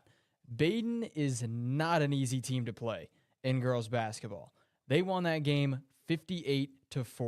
So a pretty dominant out-of-conference win for Lakota East. And then, like you mentioned, you take a look at the losses. Biggest loss was to Mount Notre Dame, who last year was on a down year and still made a deep run in the postseason. And if it was a down year last year, they're going to be better than they were last year this year. So this Lakota East Thunderhawks team, obviously 3-4 is not the way they would want to start the season. But when it comes down to teams you got to keep an eye out for, obviously the Mason Comets. They're a team you got to keep an eye out for inside of the GMC. The Princeton Vikings. They're a team you got to keep an eye out for in this conference. Lakota East, I can completely agree with you, Jackson. I feel like they are definitely going to be a team that is going to be top 3 in the conference, but I don't see them winning as many games as they did last year. Last year, they won 22 total games. This year, I could see them winning 18 or so games during the regular. Well, I would say say probably 16 or 17 regular season wins this year for Lakota East. And a lot of that is also because Lakota East, they do have a tougher schedule this year than what they did last year. And it's not necessarily, they're playing a similar out-of-conference schedule, but it is the opponents in the Greater Miami Conference also stepping up. Obviously, last year we talked about Princeton, Mason, Lakota West, Lakota East as the main four teams. But Oak Hill so far this season, off to a good start. They're 3-1. And obviously, Fairfield, they've been on the rise for the last couple of years. So it's going to be interesting to see how the GMC conference plays out for girls basketball. And here's probably the biggest storyline. Let's go on to boys basketball in the Greater Miami Conference. The biggest storyline right here is Fairfield. The Fairfield Indians, they were back. They went to the regional final back-to-back years before falling to Centerville. They were one step away from punching their ticket to the UD Arena and playing in the state Final Four back-to-back years before the Centerville Elks, led by Gabe Cupps, took them out. Well, the Fairfield Indians this season, we talk about senior classes. The 2023 class for every single school must have just been absolutely dominant because Fairfield, they took a massive hit. This is a team that over the last couple of years has, as I mentioned, been in the regional final, but last year finished 23-5. 2 years ago when they went to the regional final was also 23-5. This is a team that over their last 2 seasons have lost 15, or I beg your pardon, last 2 years they've lost 10 combined losses on the entire season. They get into this year, the 23-24 season, back-to-back losses. Fairfield, they're in the cellar right now. They are down. They are 0-3 so far to start this year. Yes, they've played a tough schedule. Elder, LaSalle, Sycamore. I'm expecting Fairfield to turn things around. Hamilton, Oak Hills, Lakota East coming up. That is a great way to do it. But I was not expecting the Fairfield Indians after back-to-back regional final appearances to start this season 0-3. Yeah, I was not expecting Fairfield to start off the year 0-3, but the other thing you got to keep in mind, too, you talk about the very tough schedule. The biggest loss was by 6 points against LaSalle. LaSalle made a pretty decent run in the postseason last year as well. So you take a look at the fact that they played Elder, lost that game by 5. Played LaSalle, lost that game by 6. Played Sycamore, who I think finished second in the conference last year, lost to them by 5. It's definitely possible this upcoming 3 games for Fairfield, we see them jump back up to 500. But you just take a look at the schedule that they've put together out of conference. At home against Elder, on the road against LaSalle, at home against St. Xavier, on the road against Fairmont, and then they've got a home game later on in the year against St. Vincent St. Mary's. So this Fairfield Indians team, obviously not the start they'd like to see. Every game has been close, but you would have liked to have seen maybe a win or two to start off the year as opposed to starting 0-3. But it's safe to say, especially with the fact that they also have to play in the GMC, a very tough conference in the Cincinnati area to play in. I think it's safe to say Fairfield, whatever seed they make it in whatever seed they have in the postseason, they're going to be battle tested and they're going to be ready for the postseason. And don't be surprised if Fairfield's starting off the season 0-3, turn it back around to go to 500 with wins against Hamilton, Oak Hills, and Lakota East. I could see that totally playing out throughout the next week and a half because the last game of those 3 is the 19th of December, so it's about a week and a half from now. So Fairfield, I would say they probably drop back below 500 after St. Xavier, but after that, I would not be surprised if this Fairfield team starts going on a tear after that game against the Bombers. And that's where I feel like if we're going to see this Indians team shoot up the rankings and shoot up the standings inside of the GMC, it's probably going to come after that St. X game. Yeah, I think you're right there. I think they've got a very good chance of turning this around. Cameron Sanders in particular in the top 5 for scoring in the Greater Miami Conference at 15.5 per game. Another thing to keep in mind with this Fairfield roster, though, 7 players on that roster, at least from what's listed on the website right now, no seniors either. So they're going to be retaining all of these guys for next year. So, well, yes, that is something to keep in mind in a year from now. It's still important to know because there's no seniors on that roster. So, excuse me. So obviously having seniors is incredibly important, and having that 4 years of experience and the talent that the seniors bring. But having all of these juniors play together and mesh is really going to benefit Fairfield, at least in terms of next year here potentially. It obviously could benefit them now because I do feel like Fairfield could shoot up the standings, but that's another thing to keep in mind, that there's no seniors officially listed on the roster. With that all being said, it is now time for a break. When we return, we will start the transition. We're gonna start talking about the Greater Catholic League, the GGCO, the GCL COED, the GCL South, and then after that, we're transition into some of our Dayton conferences. That's all coming up next here on Sports Now on the TKDS Sports Network. We'll be back in a few. Every day, we find ourselves on a path full of decisions. It's me. Sometimes small and sometimes big. Sometimes Jackson, alone and sometimes together. At McAfee. McAfee, everything we do is done with your comfort, health, and convenience in mind. She always wanted the best for you, and now you can rest knowing you've provided the best for her. Breathe easy. Choose McAfee.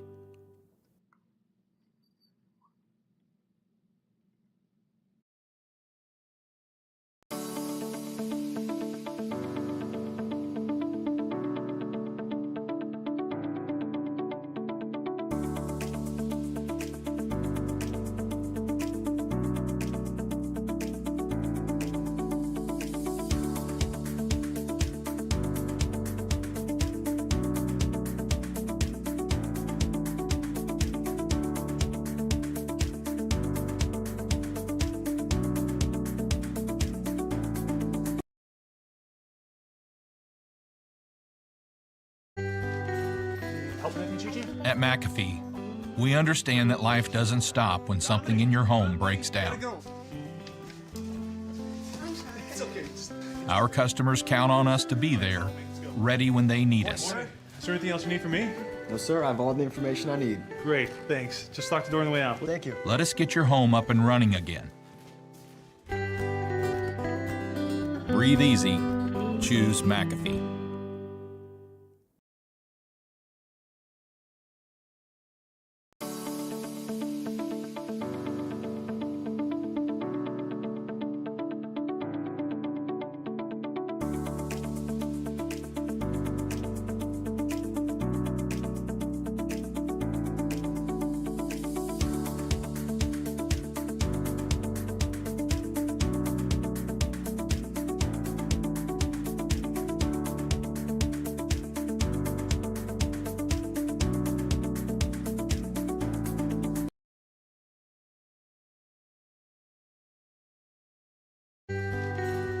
Help with anything, Gigi? At McAfee, we understand that life doesn't stop when something in your home breaks down.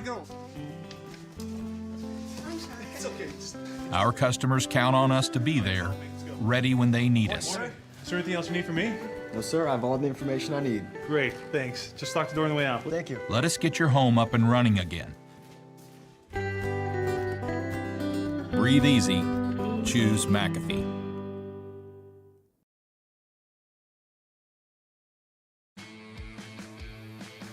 Back here on Sports Now, Jackson Lightcap, Matt Pennington, John Snyder. We're about halfway through this show. We are live until 11 a.m. Just another reminder, folks, coming up today on the TKDS Sports Network, the Play-by-Play Classic live from Philadelphia, Pennsylvania. Kevin Fowler and David Marshall are both over there getting the job done. They'll be on the call later today. I believe games there will start at 1 o'clock. Don't quote me on that, but nonetheless, some of the top teams, not just in the Philadelphia area, but also some of the top teams and some of the top players across all of the eastern side of the Mississippi. It's all live on the TKDS Sports Network. So make sure to visit www.videos.tkdsports.com to buy your pass. Games will run all day today and also all day tomorrow. Next week, Matt, John, that tournament will be live in Cleveland at Cuyahoga Community College. So anybody up there in the Cleveland area that doesn't have anything to do next Saturday, 5 great games all throughout next day. So looking forward to that. I'll be on the call for that one alongside Coach George Howard. Moving on, let's go into the Girls Greater Catholic League. Last season in the Girls Greater Catholic League, Matt, John, we looked at Mount Notre Dame. They were undefeated in conference play. They were 20-5 overall. But in Mount Notre Dame standards, we both were saying that it was a bit of a down year last season when it comes to Mount Notre Dame standards. With that being said, they still ran the gauntlet, ran the table, punched their ticket to the regionals, and it was just an absolutely incredible season for Mount Notre Dame. Mount Notre Dame, that's a team that has won multiple state championships, especially over the last couple of years for girls basketball and really in any sport that they play in. So when we were saying that it was a down year and still making it to the regionals, a good year for most schools in the entire state of Ohio is making it to the regionals. Mount Notre Dame, it was a down year for them, and they ended in the regionals. So it just goes to show you what Mount Notre Dame brings to the table, how dominant of a program they've been. They are once again entering the GGCL as the favorites when it comes to girls basketball, and they're proving that so far. They have won and gone up against a very, very, very tough out-of-conference schedule, a very tough in-conference schedule. They've already beaten all their opponents, Seton, Mercy McCauley, Ursuline Academy, already once on the year, so they're 3-0 in conference play, 5-0. They've beaten Lakota East. They've beaten Dublin Kaufman. They have St. Ursula coming up on Tuesday. They have Ryle from Kentucky, Bellbrook, Beaver Creek, Princeton, Cooper from Kentucky, Winton Woods, Fairfield, Mason, Centerville, Dixie Heights from Kentucky, including a very tough GGCL. Mount Notre Dame, again, coming after I'll say quote-unquote down year for the Cougars. The reason why that we say quote-unquote down year for the Cougars is because on how young they were a season ago. A lot of juniors, a lot of sophomores as well. They are now all growing. They're developing. They're more experienced. They're now up at that upperclassmen. I'm expecting Mount Notre Dame to put together a really nice season. And this is a team that, just as always, we're going to see contending for a state championship come March. Yeah, and my biggest question right now for the Girls Greater Catholic League is who is going to be able to take down Mount Notre Dame in conference? The last conference loss for the Cougars was back in the 2017-2018 season. It has been 44 straight conference wins for Mount Notre Dame as a program inside of the Girls Greater Catholic League. Is there going to be anybody that's going to be able to take them down from what we've seen so far this year? My answer is no, because the closest team to them right now when it comes to the standings overall is Seton. And right now, Seton sits at, I believe it is 5-1 on the year, and they've already lost to Mount Notre Dame by 20. So this Cougars team right now, 3-0 in conference. The closest team behind them is Seton at 2-1 in conference, 5-1 overall. The other thing I didn't mention, that game for the Cougars, a 20-point win on the road as well. So this Mount Notre Dame team definitely poised to be the team to come out of the Girls Greater Catholic League on top at the end of the regular season. And he talked about the out-of-conference schedule that they've put together so far this year. Obviously, it's going to be a bigger slate of out-of-conference games when you've only got 5 teams in your conference. You're only going to have 8 conference games on the year. But you take a look at who Mount Notre Dame is scheduled out of conference. They've already taken down Lakota East. They won that game by 10.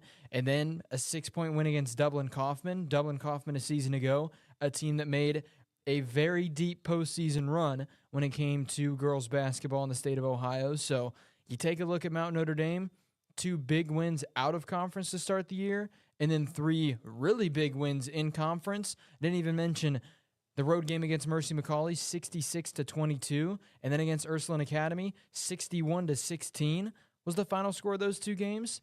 I think it's safe to say Mount Notre Dame is the favorite to win the conference this year, as they have for I don't know how many years straight. It feels like there hasn't really been a team that's been able to take them down inside of this conference.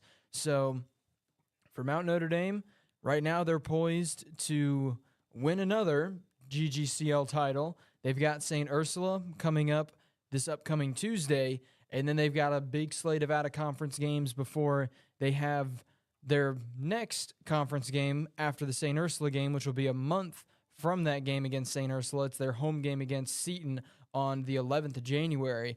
But you just take a look at Mount Notre Dame so far this year. Obviously, you've got to be a good team with this schedule to be 5-0 on the year. And we talked about last year being a down year for the Cougars and them still finishing 20-5 overall.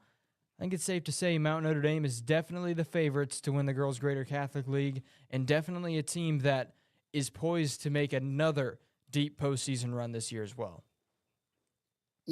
I agree. I don't see I don't see anybody in the girls' Greater Catholic League being able to catch Notre Dame. Like you mentioned, Seton is the only team that was close to them in terms of rankings, and they lost by 20. So Mount Notre Dame again last year, and it's amazing because a 20-5 record. Trust me, Jackson said it best. As there are a lot of teams who would not mind having Mount Notre Dame's quote unquote down year. So, but Mount Notre Dame only graduating 2 seniors last year.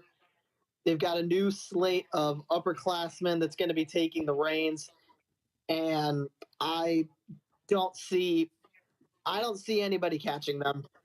I see this as another 8-0 in conference season and another dominant season in terms of overall record and a deep run in postseason time. And I mean, with them already just being 3-0 in conference play, that's already going to pay off and pay dividends to the outcome of the GGCL later on in the season. Matt, you mentioned when was the last time that Mount Notre Dame did not have at least a share in the GGCL title? That was back in the 2016-2017 game. It was Macaulay that went undefeated in conference. They took down Mount Notre Dame 2 times. Mount Notre Dame finished in second. Mount Notre Dame and Macaulay, they tied for the top spot in the GGCL the following season. But since that 2018-2019 season, it has been all Mount Notre Dame. And we talk about the upperclassmen on this team. They are ultimately led by Kaylee Bransford with 13 points per game. Lila Harrison with 10.2 points per game. She's also averaging 5.8 rebounds per game as well. So Mount Notre Dame, certainly a team, as always, keep an eye out on. And now we move into the GCL Co-Ed. We're going to start with the girls. And in the GCL Co-Ed, the top team really in this conference for quite some time has been the Alter Knights. The Alter Knights have gone and they have won multiple state championships. They have had a dominant program over the last couple of years. Baden and Carroll, they've hung around. They've had some arguments back and forth. But when you look at long-term success and really over the last couple of years, long-term success through the course of the season, it's definitely been the Alter Knights. And yeah, Alter, like you mentioned, the past few seasons has really been that team that is, I wouldn't say been lengths above everybody else, because you take a look at 2 years ago, Alter, they ended up 10-0 in conference. Baden was just behind them, only 2 games back. Last year, Baden and Alter ended up tying when it came to the conference record. Both teams went 9-1. Baden went 24-3 at the end of the year. Alter went 23-4 at the end of the year. But there's one team this year that I'm keeping my eyes on. That's Carroll. They're 4-1 on the year. Their only loss to Fairland. The Dragons last year made a very, very deep postseason run when it came to girls basketball, and that being the only loss for Carroll so far this year. I think the Patriots are a team in the conference that can make some noise this year. Matt, not to mention the fact you brought up Alter and Baden and their competition really going back and forth all of last season. They met, remember, last year in the regionals, and Baden, it was a 2-point win over the Alter Knights. To Baden continuing their postseason run. But yeah, nonetheless, a great rivalry that started between Alter and Baden. But you mentioned the Carroll Patriots. Carroll, this is going to be one of the top teams in the GCL Co-Ed this season when it comes to girls basketball. This is a team with a lot of expectations, high expectations. I'm expecting a lot from the Patriots just as well. Yeah, I can. There's definitely a reason for that, especially with the strong start that they've had. I still am on the side of keeping Alter and Baden up at the top 2 of the conference. Yes, Baden has had a couple of losses. There's Lakota East, Cincinnati Country Day, still some fairly tough teams. But I just think Alter and Baden, they've got so much tradition and history being at the top of the conference year in and year out, and I think it's more than likely just going to be more of the same. And especially Alter in particular. 5 seniors on that roster as well. For Baden as well. Baden actually only has 2 seniors and a lot of sophomores. So maybe that actually, yeah, I'll defer this one to you guys. Baden, Only 2 seniors, only 3 juniors. The rest are sophomores as listed on the roster. What's your guys' take on that? To me, I think Baden is, they reload, they replenish. I think that they are going to be one of the top teams in the GCL co-ed conference. But I will say this, when it comes to girls basketball, I think it's still Alter's conference. And I also still think Carroll, that opens up the door for Carroll to take things away and fight for that top spot. You look at Alter so far, again, that's a team that can easily replenish. And Alter, their season, they have a lot of sophomores, but they also have some seniors. And remember, these seniors just a couple years removed from winning a state championship. These seniors, they know what it's like to win postseason games. But again, you look at what Carroll also brings to the table. Carroll, a lot of seniors, they have a couple juniors, a couple sophomores. I think that the GCO co-ed ultimately is up for grabs. I think that Alter and Carroll both have a little bit more experience than the Baden Rams do. So that's why I think that Alter and Carroll are going to be the 2 top teams in the GCO co-ed. Baden, a close third, but if a couple upsets happen, we could see Baden remain at the top of the conference. Tell you what, though, we're going to get some answers to some of those questions later on today. Carroll plays Baden today at 1:30. And talking about this Carroll Patriots team, the reason I'm so high on them this year, you take a look at the schedule. 4-1 so far this year. They've played some teams that you take a look at who they should play. You take a look at strength of schedule. Northmont, Tecumseh aren't the toughest teams, but they didn't play close in either of those 2 games. 25-point win against Northmont, 42-point win against Tecumseh. I talked about that loss to Fairland. That was a road game for Carroll. Fairland finished in the top 4 in Division II in girls basketball last year. They lost to Northwest. Northwest lost to Purcell Marion in the state championship. So the Fairland Dragons last year were a state championship caliber team. They lost to them by 7. And Fairland returning a decent chunk of their players from a season ago as well. They only had a few seniors on that roster that were playing. So you take a look at Carroll, the fact that they lost to a Division II state contender from a season ago by 7 points in their season opener, and it was a road game to start off the year. This Patriots team is definitely a team that I've got my eye on, and like I said, we're going to have some of our questions answered later today when we find out who wins between Carroll and Baden. Let's talk about the boys in the GCL co-ed, and within the GCL co-ed, Alter, a team that certainly comes to mind when you look at Alter's past couple of seasons.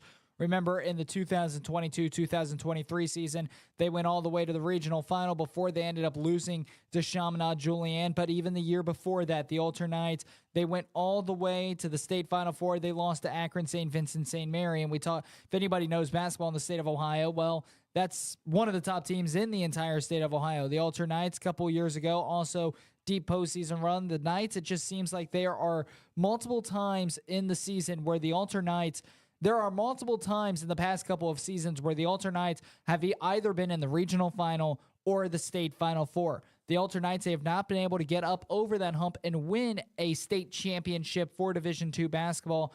But the Alter Knights this season, again, you look at what they can bring to the table and you look at their roster, a lot of seniors on this team.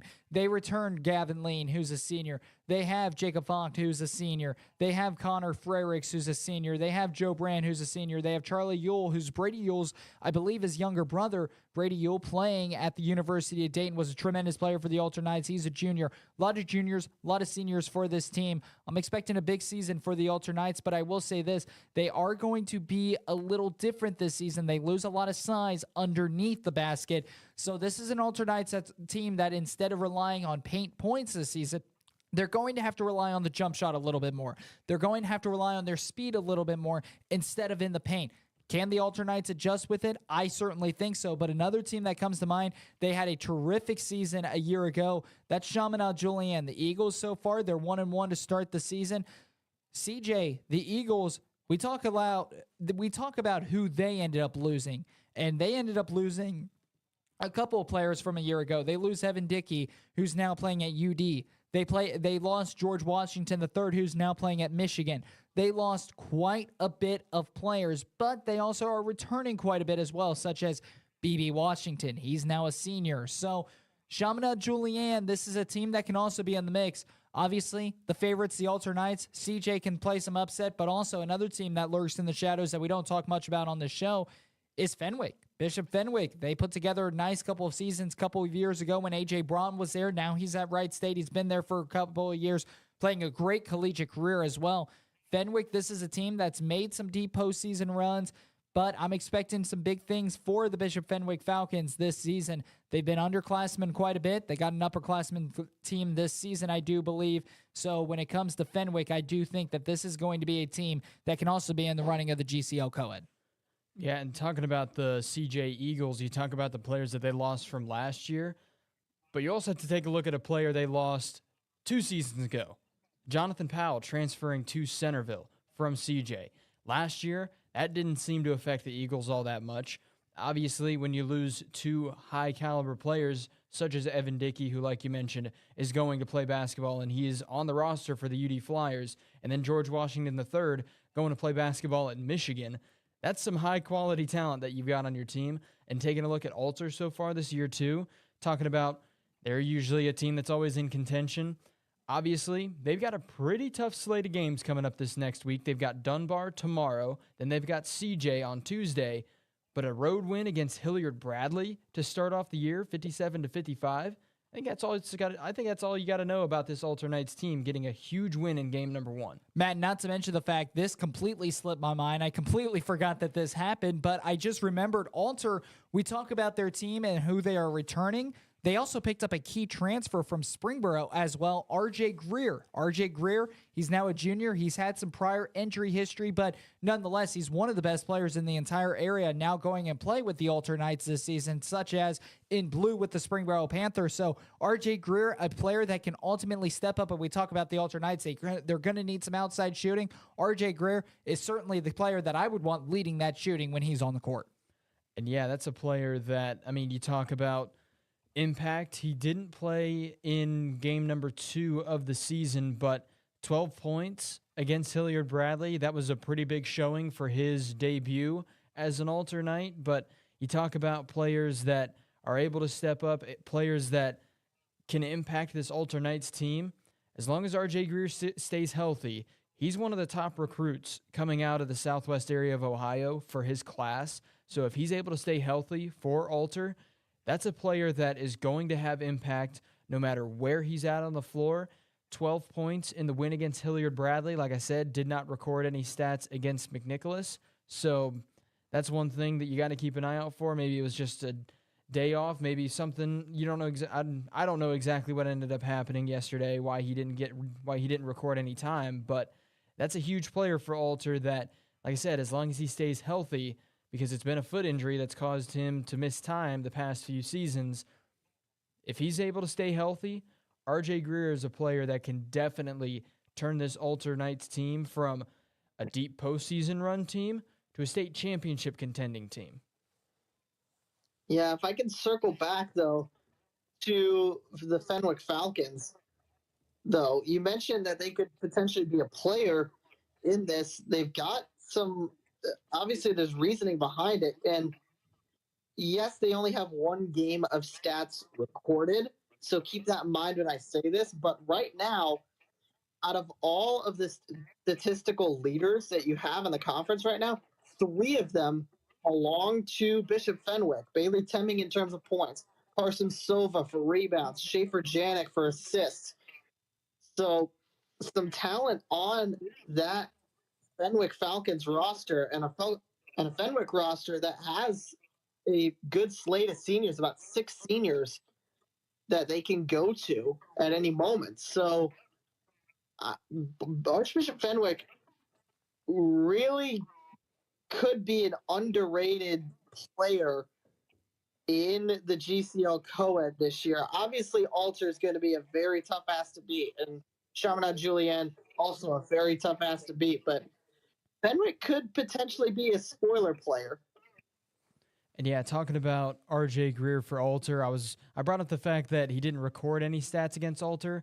It's because there's no stats for the game for Alter. McNicholas' stats from last night's game are in. Alter's are not. So he's probably got points. He probably played, I would assume, a phenomenal game for his team to win by 16. So I just wanted to go out and say that it wasn't that he didn't record any stats. It's the fact that the GCL Co-Ed website does not have any stats in for the Alternites game last night. Well, the GCL Co-Ed made a huge mistake, so we're going to stop talking about them, and we're going to go to the GCL South. We're going to go to the GCL South boys basketball. Obviously, it's boys basketball. It's an all-boys school. So, obviously, 4 great teams in the GCL South. The team that comes to mind this season, I mean, really, you can make a case for all 4 teams. In this conference, they combined record for 4 of these teams are 8-0. Elder, Moeller, St. Xavier, LaSalle. 4 of the top teams that you will see, one of the toughest conferences, and some of the toughest out of conference that you will see between those 4 teams. So cannot wait to see how it's all going to shape up to be at the end of the year. Yeah, 8-0 for combining all teams' records together is all you need to know about the GCL South. You take a look at Elder so far this year. They've had Lebanon, Cooper, and Fairfield on their schedule. All of those teams, tough asks. You take a look at Moeller's schedule so far this year. Western Heights College out of Australia won that game pretty big, and then against Princeton. Those are the 2 games that Moeller has played so far this year. You take a look at St. Xavier. They have Lakota East and Mason on their schedule. Won both of those games. You take a look at LaSalle. They beat Fairfield. That's their only win on the season. You take a look at all these teams, 8-0 combined record for all 4 of them. There's a reason the GCL South is such a tough conference to play in and such a tough conference to be a part of. It doesn't surprise me all of these teams are undefeated so far at this point of the season. The question is going to be, who's going to win the conference? Because you've got all undefeated teams right now. They don't end up playing each other until later on in the year, but you know it's going to be tough competition, and you know the out-of-conference competition for all of these teams are always going to be tough. Talking about tough competition, take a guess who Moeller plays today. They're at St. Vincent St. Mary's today. So that is a tough game for the Moeller Crusaders coming up today. Yeah, and it's kind of frustrating that we don't have a conference game to really go off of, because this is a conference that could legitimately go any direction that I could see. And it's annoying because I can't, like I said, I don't have a conference game to really look at, but I'm looking at roster makeup right now, and obviously a lot of experience on these squads, but I take a look at Elder in particular. They've got the most experience out of all of the teams in the GCL South. I'm looking at about 8 seniors on their roster. So Elder with a lot of experience there. However, the St. Xavier has some good experience as well. They've got about 5 or 6 seniors that I see. Moeller again has a lot of experience, and it's only 1 sophomore on the roster. So obviously the grade that you are doesn't quite determine your skill set, but considering that Elder went 4-2 last year and they have a bunch of seniors on the roster this year, I would say I'm going to default to Elder, but again, it could go anywhere. Time for a break. When we return, we'll shift our focus to some Dayton schools, and we will start with the Southwestern Buckeye League and the Western Ohio Athletic Conference. That's all coming up next here on Sports Now, as we are very close to hour number 3 of this 3-hour show.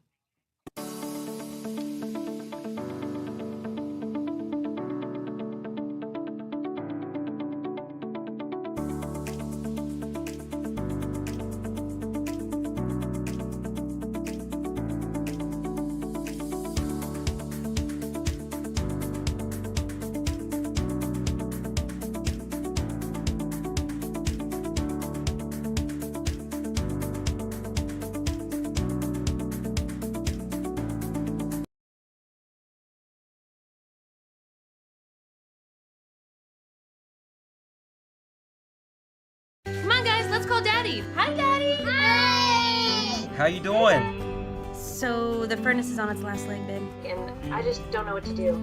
I wish I could be there to help. Being away is always difficult, but it doesn't mean you can't make decisions together. You can count on us to keep your family comfortable. Hey, buddy, how's it going? When are you coming home? It's gonna be soon. Faster than you know it, I'll be home. Breathe easy. Choose McAfee.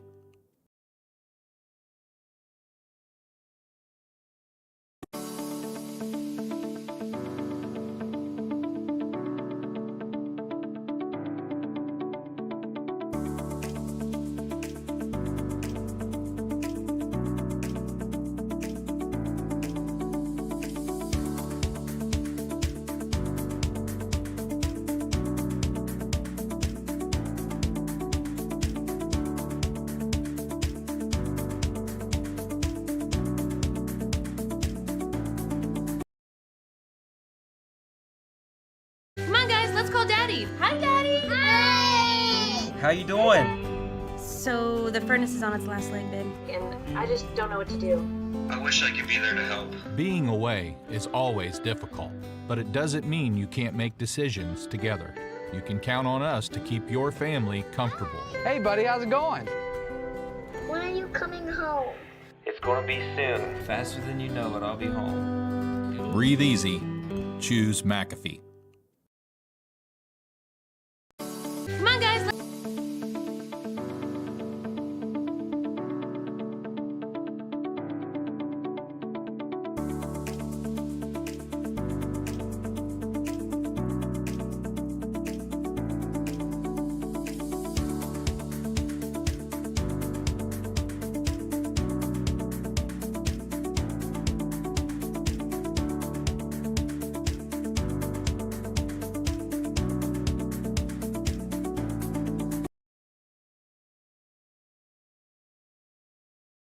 Let's call Daddy. Hi, Daddy. How you doing? So the furnace is on its last leg, babe. And I just don't know what to do. I wish I could be there to help. Being away is always difficult, but it doesn't mean you can't make decisions together. You can count on us to keep your family comfortable. Hey, buddy, how's it going? When are you coming home? It's gonna be soon. Faster than you know it, I'll be home. Breathe easy. Choose McAfee.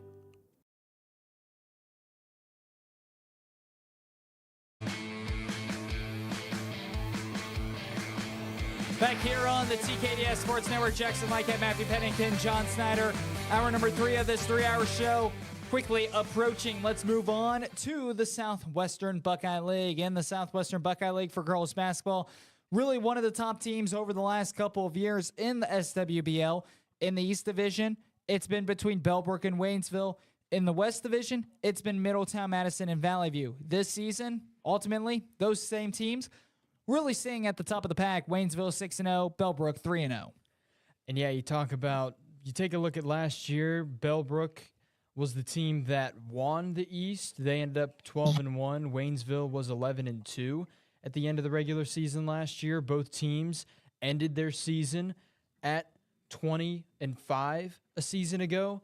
But you take a look at this year, Bellbrook is now in the Southwestern Division. Waynesville is in the Buckeye Division. But both teams so far this year, they've started off the year undefeated. Waynesville 6-0 on the year. Bellbrook 3-0, like you mentioned, Jackson. I'm taking a look. They do play each other once. That game is going to be played Monday, the 22nd of January. So we'll get to truly see that's a home game for Waynesville. But we talk about the competition between both of these two teams a season ago.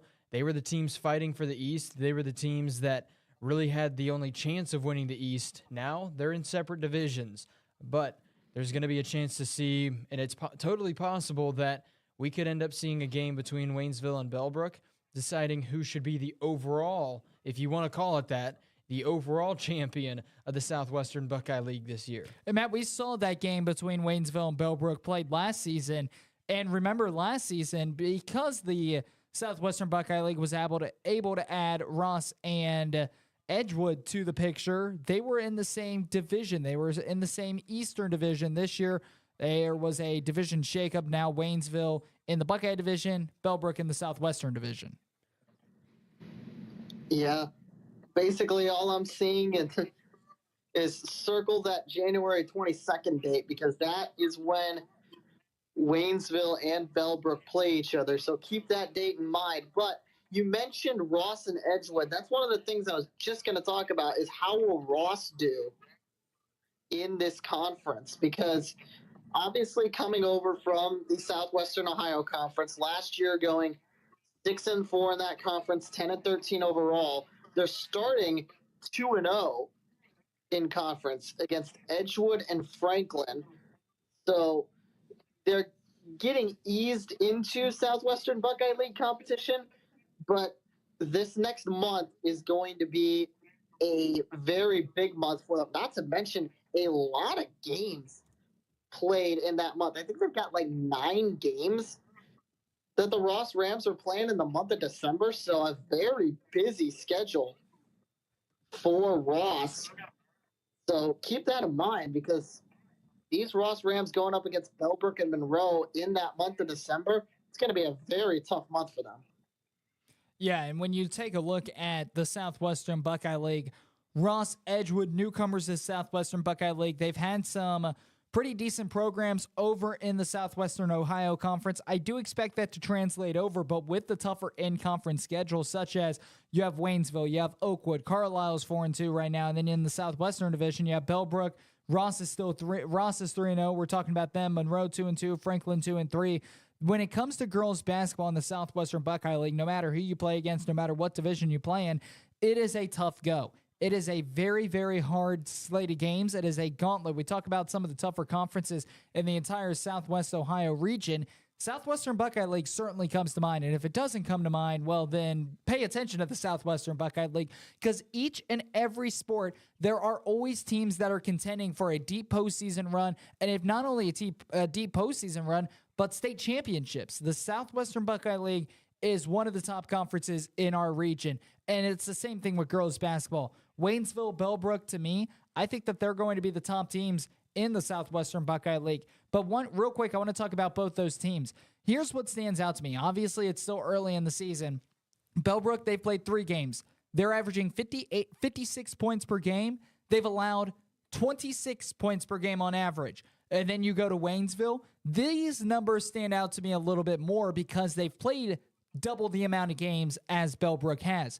They have scored 59 points per game on an average. They have allowed 27 points per game on an average. This is a Waynesville Spartans team that, to me, they are getting the jump done both offensively and defensively. This is a team that's pulling in 24 rebounds a game, 11 assists per game. They're only turning over the ball 9 times per game, 16 steals per game. It's different if you can have 16 steals in a game, 16 steals per game. For the Waynesville Spartans, they're shooting 24% from beyond the arc, 70% from free throw line, 37% from the field. All great numbers when it comes to the Waynesville Spartans. Waynesville, they are tenacious on the defensive end. It is showing off in the turnovers. It is showing off on the points off turnovers. This is a team that likes to pick your pocket down on the defensive side of the floor and then run coast to coast with it and end up with some easy transition points. The Waynesville Spartans, they've attempted a lot of free throws because of that play style. They've gotten fouled down low quite a bit of times. The Waynesville Spartans, they have put together some tremendous teams over the last couple of years, but this is ultimately, I think, this is their season to make something out of the team that they have on the floor. And yeah, talking about Waynesville, I mean, you mentioned 16 steals per game so far this year. That means they're at 96 total steals on the season. In 6 games. Insane. That is insanity. The fact that you're able to get that many steals in 6 games so far this year. So you talk about how good the offense has been. Averaging 59 points a game. It's pretty good numbers for high school basketball. And then the defense, stealing the ball 16 times a game. That's something that it doesn't matter who you are. It doesn't matter what conference you play in. It doesn't matter if you're the best team in the state of Ohio. If you're playing against Waynesville and you don't protect the basketball, you can get upset by the Spartans. If they can play that level of aggressive defense, not cause too many fouls while trying to steal the ball away, not end up failing in their attempts and allowing a potential mismatch down the floor, a potential man advantage down the floor or player advantage down the floor. If you're a team playing against Waynesville, it doesn't matter if you're the best team in the state of Ohio. If you can't secure the basketball, if you can't keep control of it, Waynesville's going to run up the score on you, and they're going to force a ton of turnovers. You mentioned Jackson. I believe you said something to the lines of this is Waynesville's year to head to the top of the Southwestern Buckeye League, something like that. I said that this is this is one of their best teams that they've ever put on the floor. And I didn't say the Southwestern Buckeye League because they've been at the top of the Southwestern Buckeye League for quite some time. This is the best year that they have to make a deep postseason run and possibly bring home a state championship. Okay, I just want to make sure I had that right because I'm looking at their roster. Out of the 12 people on their roster, only 2 of them are seniors. And Crazy. They're already doing 16 steals per game with 2 seniors and 2 juniors listed on the roster. So either, and I really hope the site is right, but either somebody input the grades wrong or this Waynesville team is going to be downright terrifying in a year or 2 from now. And yeah, that's one thing. You talk about the steals per game so far this year for some of these players. You take a look at the Southwestern Buckeye League as a whole. You take a look at the top 11 players. That's where you see the first team outside of Waynesville have 2 players in the steal category. It's Valley View. They've got 9 and then a tie for 10th when it comes to steals. Waynesville's got 3 players in the top 10 in steals per game so far this year inside of the Southwestern Buckeye League. So you talk about dominance, you talk about a team that you've got to be scared of, especially when you've got the ball on offense. The closest team outside of Valley View, you've got Franklin with Kenzie Black at 5 and then Addie Berry at 12 when it comes to steals per game. For Waynesville, you've got number 4 tied for 5th and then number 7 tied for 7th in the conference in steals per game. That is insane. I'll say it. I don't know how many times I got to say it. It's insane, the amount of steals per game that Waynesville's getting. And like I said, you take a look at the top 10, you've got Valley View with 1 player inside the top 10, another player tied for 10th. Outside of that, there's no doubling up for anybody, any teams inside of the conference. And then Waynesville's got 3 players in the top 8 in steals per game so far this year. So you talk about Jackson, this Spartans team, probably the best that they've put on the floor in quite a few years. It's definitely the best defense they've put on the floor in quite some time because you don't average 16 steals per game without having a terrific defense. Yeah, and it's like I said, I mean, it's a team that's also fairly young too. Only 2 seniors. That team is going to be scary in the years to come. And we talk them. I want to shift the focus to Bellbrook a little bit here because I want to see if Bellbrook could potentially make a play at them. And I'm seeing a good amount of seniors on the roster. We're at about 4 or 5 seniors for Bellbrook. Look, Bellbrook also having, if I could get to the statistics page for Bellbrook because I can't operate computers right now for some reason. The service and Wi-Fi issues have transferred from us over to Bluffton, Indiana with John. Well, I am in Bluffton, Indiana. We're not exactly known for fast service here, but I've got it now. Right about 12 steals per game for Bellbrook, 14 assists per game, 28 boards, and right under 56 points per game. And I'm looking at right about a 40% clip from beyond the arc, a little bit under that. So a Bellbrook team that, again, has a lot of talent and is also rather efficient from beyond the arc. So, like I said, anytime you're facing Waynesville, you're going to have to take care of the ball, as Matt said. But if they can get the 3-pointers going and get some good movement off the ball and make safe passes, Bellbrook does have a shot, but it's going to be a very tough ask. And that Bellbrook-Waynesville game is going to be an incredible matchup. Again, circle that January 22nd date. Let's move on to boys basketball in the Southwestern Buckeye League. One team that I want to talk about is the Eaton Eagles. Eaton last season, 7-16. So far this season, They're off to a 3-0 start. They're outscoring, on average, they are scoring 61 points per game, allowing 49 points per game. So they're outscoring their opponents. They've taken down National Trail, Talawanda, and Brookville. Brookville, usually a great basketball program as well. True test coming up this Tuesday night, though, at Oakwood High School against the Oakwood Lumberjacks. And yeah, talking about Oakwood on the season, Oakwood last year, they were the team that was on top of their division. So far this year, they beat Tecumseh, then lost to Carlisle. So not the start, at least conference-wise, that Oakwood was looking for. But you talk about this Eaton Eagles team. National Trail, pretty tough team to play. Talawanda, another tough team to play. Brookville, talk about how good they've been at basketball over the past few years. Beat them by 6. So this Eaton Eagles team, only 7 wins a season ago.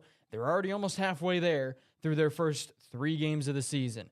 Obviously, if you get a win against Oakwood on the road this upcoming Tuesday, you get yourself over halfway to the amount of wins you had total a season ago, and you're only 4 games into the year. So this Eaton Eagles team poised to make a complete turnaround from what they had a season ago.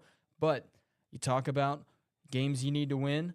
This upcoming game against Oakwood, I wouldn't say it's a you must win game for Eaton, but to get yourself completely in a 180 from a season ago, a win against Oakwood would help quite a bit. Well, it's not a must-win if you want to take the conference, but if you want to make a statement to the conference that you're a player, then yes, this is a must-win game. It depends on how you look at it. But this, again, a Southwestern Buckeye League right now, again, Eaton, you mentioned them last year, had a pretty down year, looking good so far. All right, you got teams like Carlisle as well that I'm looking at, seeing how they're going to do. They're currently 1-2 right now, but Carlisle with some losses to Fenwick and Brookville to, again, conference opponent that's very solid, and Fenwick, who we talked about earlier. So Carlisle, again, is going to be, well, I want to say another one of those teams that's really going to be up there. I think Carlisle's got a very good shot at the very least, competing at the top of the Buckeye Conference. Obviously, Oakwood's going to be a big contender. For Brookville could make some noise as well. 14-9 last year in the West Division, when it was called the West Division. So should be some entertaining stuff in the Southwestern Buckeye League, but I'm going to take a look at Carlisle, see what they can do. Let's move on to the Western Ohio Athletic Conference. On the Western Ohio Athletic Conference, obviously the team to beat in the WOAC over the last couple of seasons have been the Patriots of Tri-Village. Tri-Village, it seems like last year, of course, coming off that Division IV state title for girls basketball, taking down Toledo Christian 52-50. The year before that, they were right there in the thick of things. They ended up falling against Cincinnati Country Day in the regional final. Tri-Village, it seems like, to me at least, they have had opportunities to they won the state championship last season. They had multiple opportunities to win state championship teams. Obviously, they lose Riley Sagister, who's now playing her college basketball days at Wright State. So really, who's going to step up for the Tri-Village Patriots? When you look at Tri-Village, well, remember last year, remember how many underclassmen they had? Remember how they won the state championship with the amount of people they had, with a final record of, my laptop would load, of a undefeated final regular season and running the gauntlet in the postseason. I thought that was the case. I just wanted to double check before I spread some wrong information out there. But again, you look at the amount of underclassmen that Tri-Village had, only 3 seniors, including Riley Sagister. Well, guess what? We talked to the coach for Tri-Village last season. He said that the underclassmen are playing valuable minutes and really a critical part and a lethal part to the Tri-Village Patriots. So far, they've proven that to be the case. Tri-Village undefeated on the year, 4-0 to start, playing a tough schedule. They beat Bethel 55-11, Preble Shawnee 67-27. They beat Trotwood 66-28. They beat Mississinawa Valley 60-59. And again, you look at the total points, you look at the total numbers. Kennedy Hager, 16 points per game for Tri-Village. That's third in the Western Ohio Athletic Conference. Only a sophomore. She put together a great freshman campaign. Tri-Village Patriots, it's going to be a new-look Tri-Village Patriots team, but in my opinion, it's going to be the same outcome for the Tri-Village Patriots. Is there any team that can hang with them in the Western Ohio Athletic Conference? That's TBD, but I wouldn't be surprised if Tri-Village is able to run away with this conference once again, even with underclassmen. And yeah, talking about this Patriots team from a season ago, the one game that, at least in the postseason, everyone had their question marks around was that game against Fort Loramie, because there's been one team for Tri-Village over the past couple seasons when they've had the ability to make a deep postseason run that stood in the way of it, and that was Fort Loramie. They were able to take them down in the postseason, 32-30 in the later stages of the postseason, and then they went on to win the state championship and keep the 30-0 season alive. So talking about this Patriots team, starting off the year 4-0, the only game that, to me, I wouldn't say it raises too many concerns, but it's the game they played Thursday night, a 1-point win against a 1-3 Mississinawa Valley, but I still think this Tri-Village Patriots team, you take a look at the points for to points against, it's pretty much the same story as we saw last year. 62 points on average over the season so far through their 4 games, allowing on average 31 points a game. It's pretty much kind of similar to what we saw this Patriots team accomplish a season ago. So talking about Tri-Village, talking about is there anybody inside of the conference that's going to be able to beat them? Last year, they averaged 65 and they averaged allowing 30. So not too much has changed in that category. So talk about some of the players that Tri-Village doesn't have this year. It seems like the way the Patriots are playing right now, obviously, you got to celebrate what the players were able to do last year, the seniors from last year. But it seems like the underclassmen from that same team, they're not missing a beat this year either. Yeah, and I was just going to mention the fact that they do have a lot of underclassmen that are really stepping up and playing well so far. But you take a look down the conference, and yeah, it's going to be a very tough ask for anybody to take down Tri-Village. I think it's very well possible.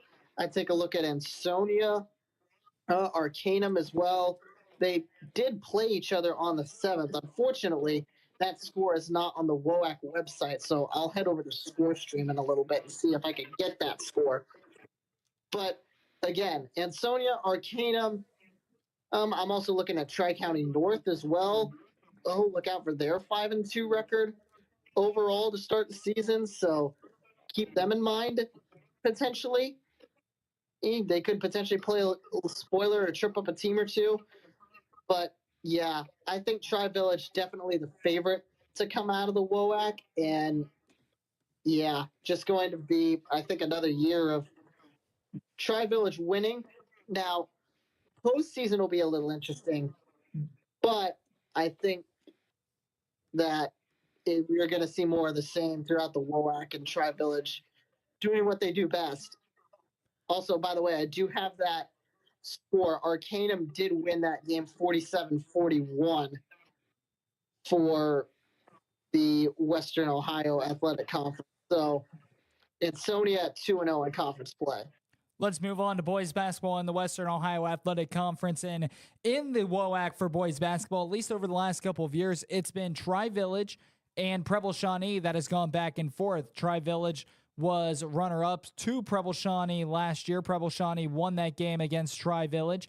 And then you take a look at back 2 years ago, it was Tri-Village over Preble Shawnee to win the Western Ohio Athletic Conference. So those two teams have been at the top. Preble Shawnee, they start off this season 2-0. Tri-Village has yet to play a game. Well, the game, Beg your pardon, their first game was played last night. The score was not reported against Mississinawa Valley. I do have something on ScoreStream. I'm looking at that now. I'm trying to see if I can get it. If that score is right, that is crazy. Yeah, ScoreStream is saying it's 91-17 in favor of the Patriots. So the Patriots are back. Right. The Patriots did not miss a beat in the offseason. 91-17 over Mississinawa Valley. They are back. They have vengeance. They are going for Preble Shawnee. Watch out, Western Ohio Athletic Conference. Enough said. If that score is correct, the WOAC better watch out for the Patriots. 91. If that score is correct, 91-17 is insane. In their first game played, and usually when we see teams in their first game, there's a lot of mistakes. They're not shooting the ball necessarily well. Well, not the. If this was Tri-Village, if that was true, and if this was Tri-Village at their worst, watch out. Tri-Village, they've been a dominant program in the Western Ohio Athletic Conference. They're returning a lot of great classmen, and they showed it last night, 91-17. I mean, what more can you ask for?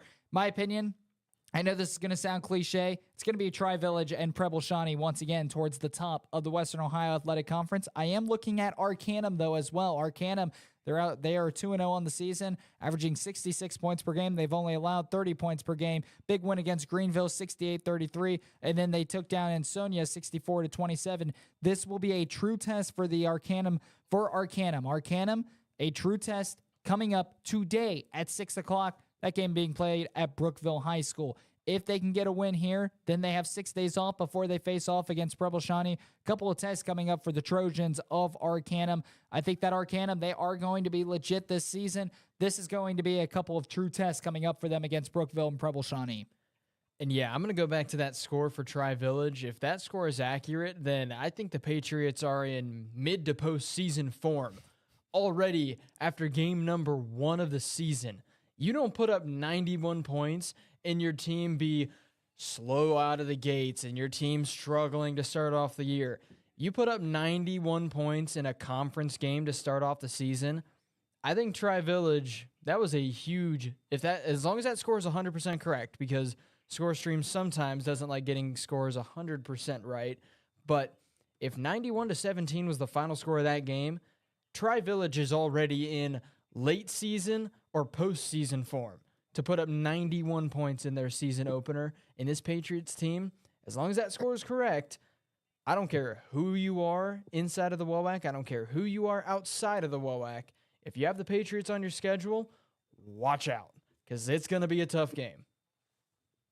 Yeah, 91 is a tough ask even for college teams to hit in terms of points scored. But moving to who is at the top of the conference right now. Again, you mentioned Preble Shawnee. Preble Shawnee, an incredibly skilled roster last year. You only have 3 seniors on the roster this year. Logan Hawley's still around, though, as well as a couple of other of their seniors. So a very, very skilled still Preble Shawnee lineup, as well as some of their bigger names still around. However, they're again losing some significant senior talent as well. Oh, I take a look at Josh Miller, Dylan Campbell as well.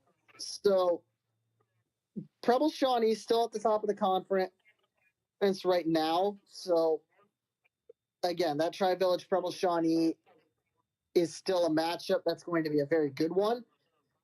But yeah, there's basically what I'm trying to say. WOAC still has a lot of players left and there's still a lot of games left, but Tri-Village is looking dangerous right now. Time for a break. When we return, we're talking about the Miami Valley League and the Greater Western Ohio Conference. And then at the very end of our show, we will make our game picks. So the first week of game picks for high school basketball. It's all coming up next here on Sports Now.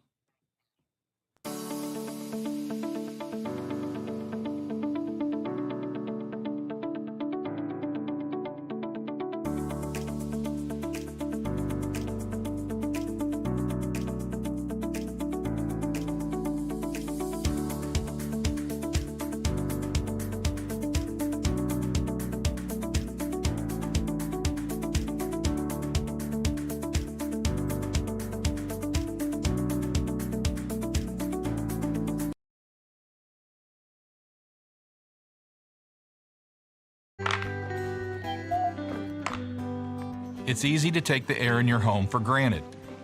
But it's not just about being hot or cold. It's about having clean air. For some of us, this is critical.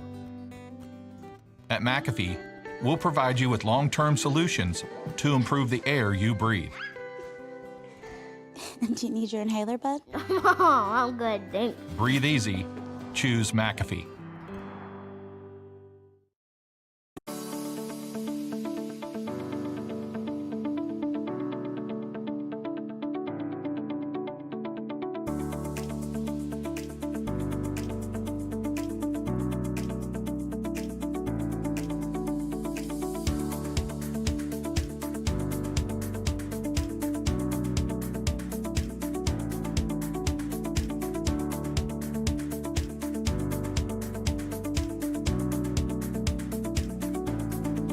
Come on, guys, let's call Daddy. Hi, Daddy. Hi. How you doing? So the furnace is on its last leg, babe. And I just don't know what to do.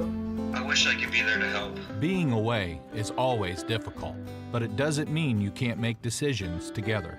You can count on us to keep your family comfortable. Hey, buddy, how's it going? When are you coming home? It's gonna be soon. Faster than you know it, I'll be home. Breathe easy. Choose McAfee.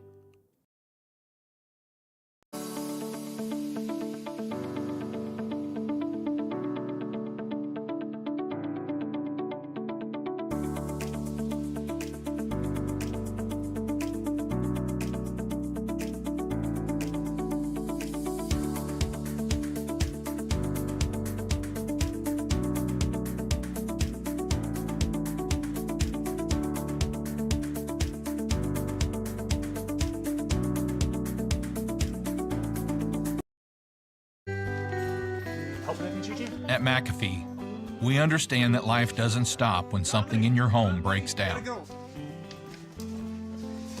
It's okay. Our customers count on us to be there, ready when they need us. Is there anything else you need from me? No, sir, I have all the information I need. Great, thanks. Just lock the door on the way out. Thank you. Let us get your home up and running again. Breathe easy. Choose McAfee.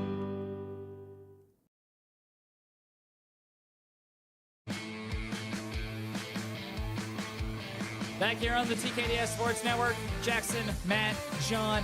You know, we have not made any jokes about John and his picture staring menacingly today. So, nonetheless, here is a picture of John staring Well, that menacingly. changed. Well, you're the one with the laptop, so you're able to see it. He's staring at you specifically this You know, time. I thought about this. I completely thought about this. If anybody out there here, I'll put everybody back up. If anybody out watching this is looking in the middle screen with Matt, that is a TV behind him. His head is covering the entire, like, half of the TV, and the half that would be showing would just be John, and it would look like he's staring behind Matt. Unfortunately, Judging me. that TV is not hooked up currently. So it is powered on, but it is not hooked up to our production. So there'd be a lot of wire running, and we can make it happen just during the show. It shouldn't be happening during the show. So nonetheless, I thought about that. That would have been funny, but we couldn't make it happen. Yeah, like I said, he would have been judging me with where that TV is behind me. He would have been sitting there, kind of peering over my shoulder, just judging everything I say. Each and every segment, we just move it closer and closer and closer to at the very end of the show. It's just right behind you. I am always here.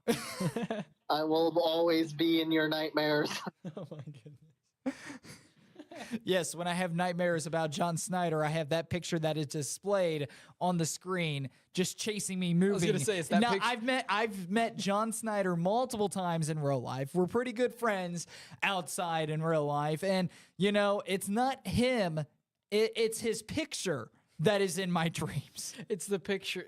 You say that it's just following you. I just picture that picture as a PNG just sitting and sliding across the ground, chasing you around. Nonetheless, let's go into the Miami Valley League. I know I opened up that can of worms. Let's go into the Miami Valley League. You did start that.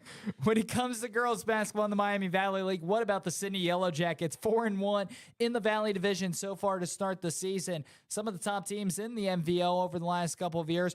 Butler's been up towards the top. Tip City's been up towards the top. Sydney's been towards the top. West Carrollton put together a really nice schedule and a really nice season last season. West Carrollton 1-2 so far to start this year.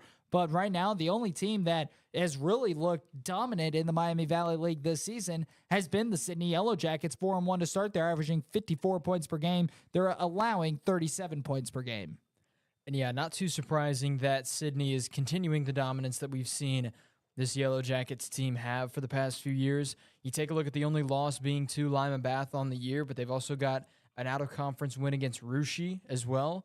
A pretty tough team coming out of the Shelby County Conference. So Sydney right now, 4-1 on the year. You mentioned, you take a look at pretty much every other team inside of the MVL so far this year. You've got Sydney at 4-1. You've got a few other teams sitting around 500. Xenia's the only team that is over the 500 mark outside of, you got Stebbins at 500, Greenville at 500, Butler at 500. Xenia, they're 2-1 on the season right now. And then Sydney, as we mentioned, they're 4-1. The only loss on the year so far for Xenia was that loss to Sydney. So not too surprising that the Yellow Jackets are 4-1 to start the year. Wouldn't be surprising if they continue this dominance inside of the MVL throughout the remainder of this regular season, because there's one team that's always consistently been at the top, and it's been the Yellow Jackets. Yeah, and if you want to know, if you want an idea of just how confident the Sydney Yellow Jackets feel about their chances this year, they scheduled Tri-Village on December 30th. So, again, a Sydney Yellow Jackets team that's looking very dominant right now, 4-1 overall. All, again, wins against Troy, Xenia as well. And again, this is going to be a conference that is going to come at you thick and fast, because a majority of the teams there, all of the teams there have a significant amount of conference games in December. And what I mean by that is some teams legitimately only have conference games through the month of December. So this is going to be a conference that's going to change a lot next week, and especially in the next 2 weeks. So obviously the standings right now reflect Sydney's talent, but I'm expecting teams like Tip City, Butler as well, potentially to find their form and to shoot up the standings really quickly. And I'll say this, when you have Sydney and the Yellow Jackets that are led by Jordan Scully with 21 points per game, she's a junior, and then you also have Lakin Vordemark, she's a junior for the Sydney Yellow Jackets who's averaging 13.3 points per game. It has been a incredible offensive performance from those two players, and really they elevate the entire Springfield the Sydney Yellow Jackets. When you look at what Sydney brings to the table, they're high scoring, they're led by Scully, they're led by Vordemark. They are averaging 34 points per game together. So, and again, it's always important to have that 1-2 punch, because when one player is down, well, guess what? Then you have the other player that can step up and pick up some of the slack. When you have Kiara Hudgens, who is averaging 4.4 assists per game, the senior that is the main guard that's dishing the ball out to Scully and to Vordemark. It really helps Sydney, and Sydney not only just getting it done on the offensive side of the floor, but they're also getting it done defensively as well. This is a Sydney Yellow Jackets basketball team that is very, very good. They are very seasoned. They are very pristine. It's always been a great program. They're looking to make a deep run here this season. On to the boys' side of things, Tippecanoe, Tip City, they're the team that looks legit right now. They're 3-0 so far to start the year, averaging 55 points per game, only allowing 30 points per game. They've taken down Greenville, Piqua, and Troy. We talk about how important it is to win these early in-conference games, because it can give you a chance, and not only that, give you a chance to be the front runner of the entire conference that you're in. That's exactly what Tip City went out and did. They're able to go out. They've been able to handle business. Already 3-0. The rest of the players the rest of the teams in the Miami division for the Miami Valley League, Butler, Troy, they're both 1-1. Piqua 1-2. Greenville 0-2. So that's all of the conference play records. So Tip City, they're getting a head start on the rest of the competition. They're really setting themselves up for success later on in the season. And yeah, that was one thing we saw from Tip City last year was when it came down to the ending conference standings, they were 16-2 in conference, a game behind Troy. They've already got a win against the Trojans so far this year, but the team that played spoiler in the very last regular season game was the Butler Aviators. Butler won the very last regular season game between both of these two teams, 51-50. And that's what ended up causing Tippecanoe to lose their share of the Miami division inside of the Miami Valley League. So the fact that Tippecanoe right now, starting off 3-0, they have yet to play Butler. They don't play Butler until January 9th.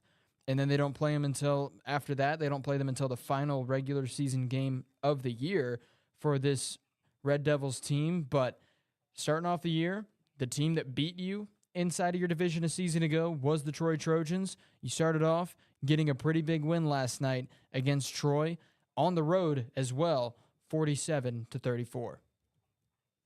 Yeah, definitely definitely a very entertaining last season for us, at least. For Tippecanoe, not so much. I'm taking a look at Piqua. Piqua starting out 1-2 this year. A loss on the road to Stebbins in a very defensively oriented battle. Well, combine that with a fairly significant loss to Tip City, and for a team that has gone, it was fairly successful last year, at the very least, right at about 17-7 in terms of their overall record. Or to Piqua, I'd almost want to say they're certainly taking a step back. They've got 4 seniors on the roster. I'm sure a good amount of juniors as well. But there was a lot of talent on last year's roster that's gone now. Bryson Robert, or it's Treshawn Roberts as well. Both of those guys gone on, and Piqua's going to need to do a lot to pick up their production. And I'm going to be really looking at Piqua to see if they can right the ship a little later this year.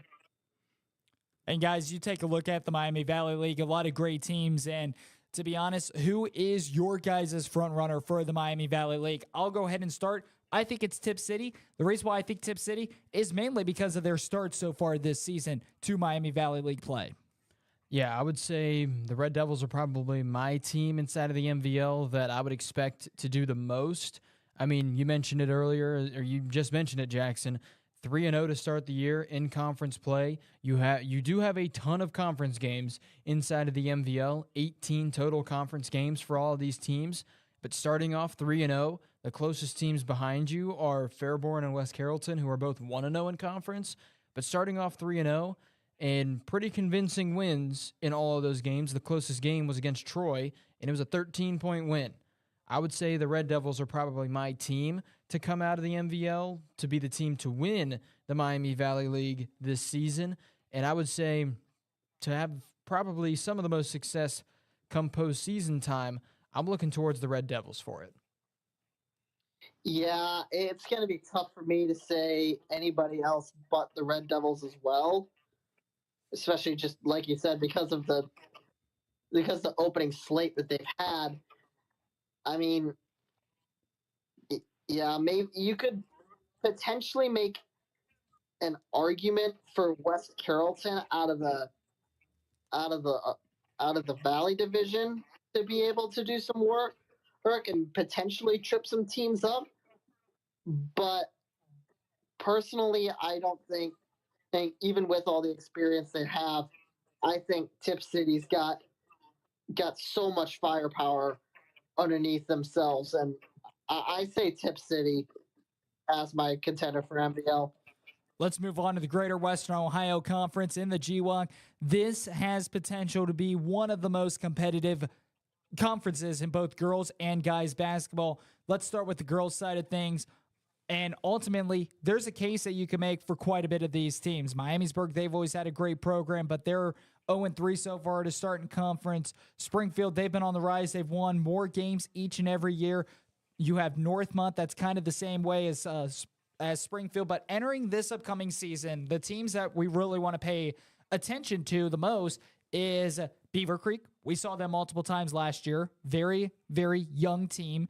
A bright future ahead of the Beaver Creek Beavers. Does that start this season, or does it take them one more year? And then the Wayne Warriors. The reason why I say this is because the Wayne Warriors last year, remember, they had a tremendous team. They had an absolutely tremendous team when it came to girls basketball.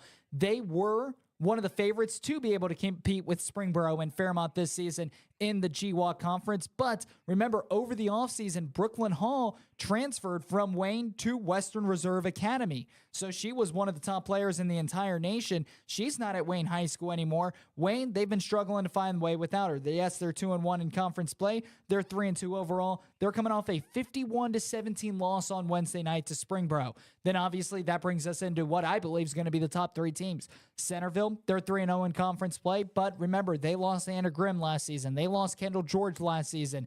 They are returning Emily Grimm. They're returning quite a bit for the Centerville Elks, but obviously without their sharpshooter, Kendall George, it's going to make things harder for the Centerville Elks. Matt, the two teams that I think, Matt and John, the two teams in the GWAC that I think are really going to be the teams to beat. Number one, the Springboro Panthers. The Springboro Panthers, they lost one senior last season, and that senior did not necessarily play a whole lot of minutes. The Springboro Panthers, they won the GWAC last season. They have some of the top players in the entire state. They have some of the top players in the entire nation, such as Bryn Martin, such as Anaya Trent. The Springboro Panthers, they are legit. They won it last year. They returned their entire starting five. To me, they are the favorites to win it this year. And remember, last year, they went to the regionals. The Springboro Panthers, in my mind, are going to find their way back to the regionals.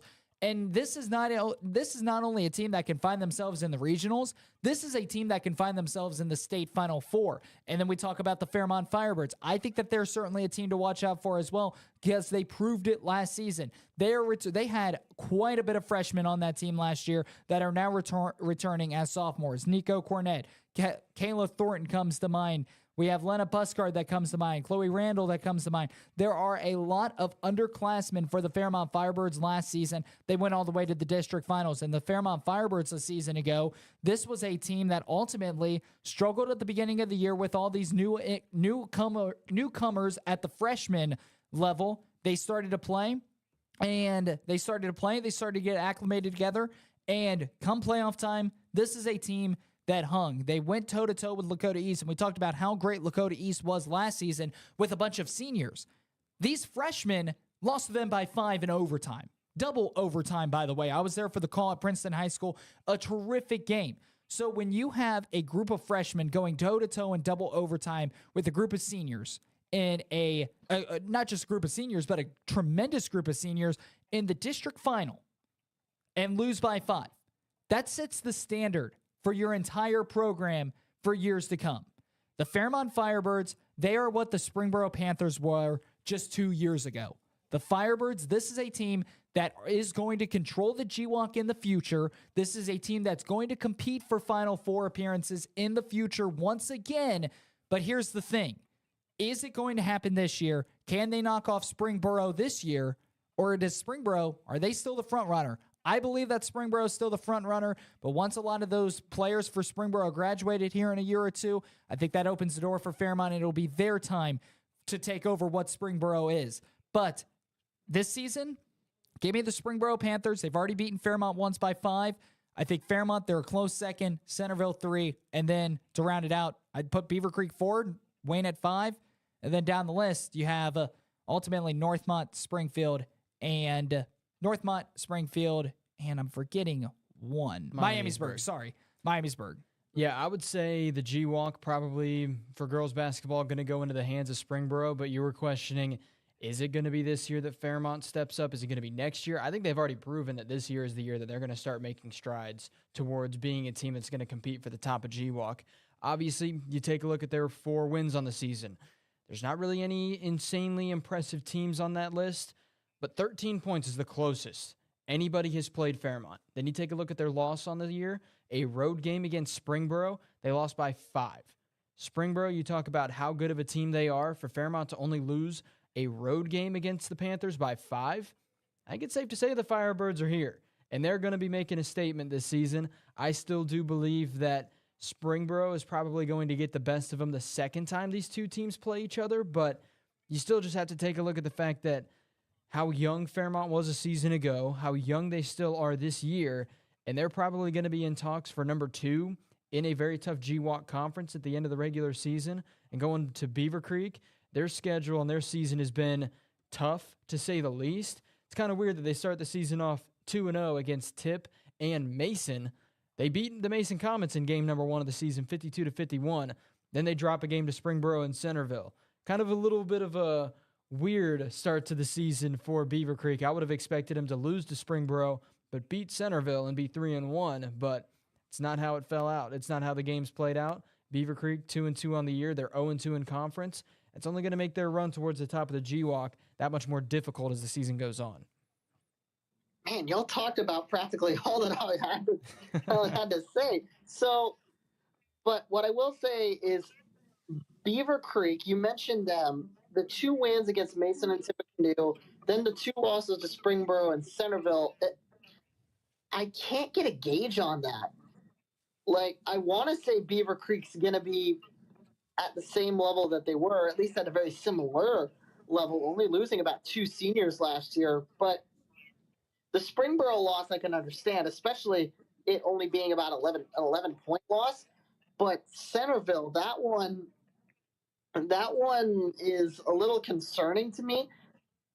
But nonetheless, it is still early in the year. There's still a long time between now and when they have to play Centerville again. They play them again on January 17th. So a lot could change in that time frame, but Beaver Creek is one that I'm watching just to see where they fall, because they could go a lot of different directions here.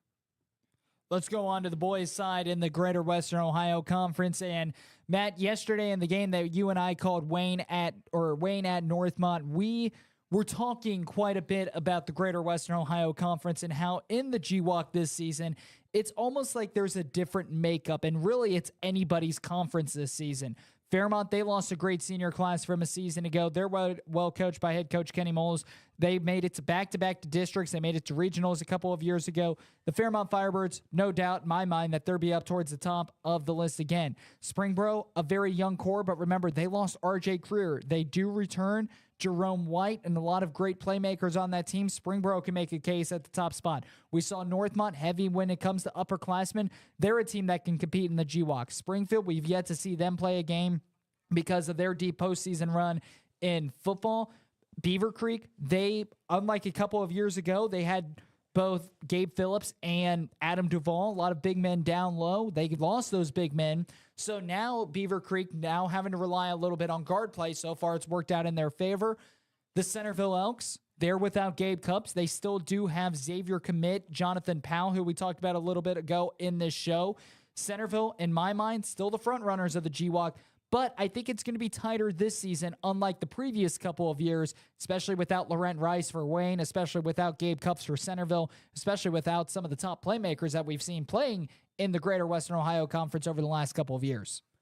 And yeah, especially with how the GWAC feels like it's going to be jumbled up this season, I would say at this point of the year, most teams at 3 games, some teams at 2 games. You've got Centerville, they've only played 1. Springfield, since they made it to the state championship game for football, they haven't played a game yet. I would say it's way too early to gauge what the GWAC's going to look like down the stretch, just because of how close things should be this season, how different it's going to be from a season ago when you had Centerville, Wayne, and that was pretty much it for who's going to contend for the top. This year, and I mean, you just take a look at the conference records for all these teams. Beaver Creek and Centerville, both 1-0. Then you've got Northmont, Springboro, Wayne, Fairmont, all 1-1. Miamisburg, the only team without a conference win on the season that has played a game. Springfield, like I said, hasn't played a game yet. But you just see how close all of these teams are. And then you take a look at the fact that Miamisburg, 1-2 on the year. Fairmont, 1-1. Wayne, Springboro, Northmont, all 2-1. Centerville, 1-0. Beaver Creek, 2-0. I think it's too early right now in the season to gauge who do you expect to be the top team in the GWAC come towards the end of the season. And it's just because with how crazy it's going to be this year, the fact that we're only a few games in for every single one of these teams, I think it's very tough to gauge what the GWalk's going to look like, but I will say this I wouldn't say for certain, but it's more likely going to be the case. It is going to be mayhem in the GWalk this season for boys basketball. I have to agree. Like, you're basically blind throwing darts if you're trying to predict what this GWalk conference is going to look like. There's so many moving parts. I mean, I want to say Centerville, and I think there's a legitimate reason why we say Centerville. I mean, it's a team full of upperclassmen. There's no sophomores or freshmen to speak of. But I also think that there could be a lot of other teams that could make runs and trip them up at the right time. I mean, Centerville still did lose a lot of talent over the past couple of years, so it's going to be a crazy conference to gauge, and it's going to be a mess this year. And we will take a small break. When we return, we will get into our game picks, our first week of game picks for the high school basketball season. That's all coming up next when we return here to Sports Now.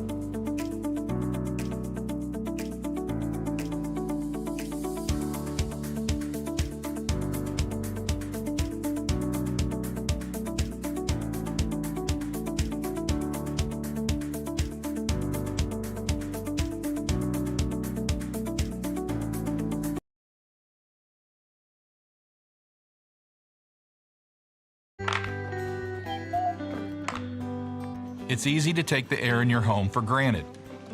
But it's not just about being hot or cold. It's about having clean air. For some of us, this is critical. At McAfee, we'll provide you with long-term solutions to improve the air you breathe. Do you need your inhaler, bud? Oh, I'm good, thanks. Breathe easy.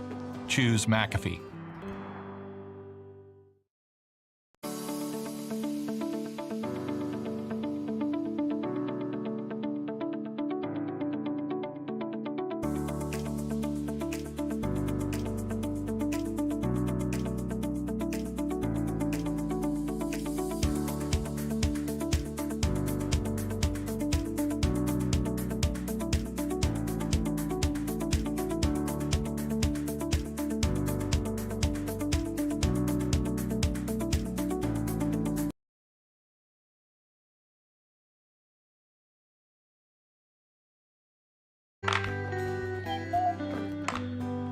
It's easy to take the air in your home for granted.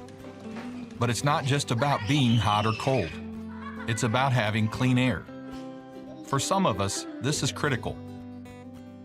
At McAfee, we'll provide you with long-term solutions to improve the air you breathe. Do you need your inhaler, bud? Oh, I'm good, thanks. Breathe easy. Choose McAfee.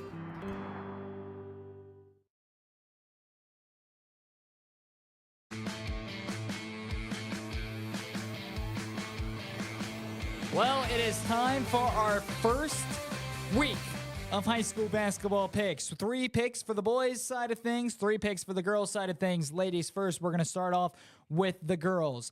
First off, this game will be played on Wednesday night, Centerville versus the Fairmont Firebirds. I'm going to go with Fairmont in this one. Fairmont, underclassmen, we just spoke very highly of them. A lot of talent on that team. Centerville losing quite a bit of great seniors. Obviously, they still have a great team as well. But when you look at Centerville, I think it's going to take time for them to really find themselves a groove. Yes, they played very, very good so far this early season, but they also have not faced a team to the caliber of the Fairmont Firebirds. I think Fairmont wins this one. It's going to be a good one. Fairmont at home, give me the Birds in this one over the Centerville Elks. I'm going to go with the Fairmont Firebirds as well in this one. You take a look at, we talked about, is this going to be the year for the Fairmont Firebirds to be the team towards the top of the G-Walk? I think that's going to be the case.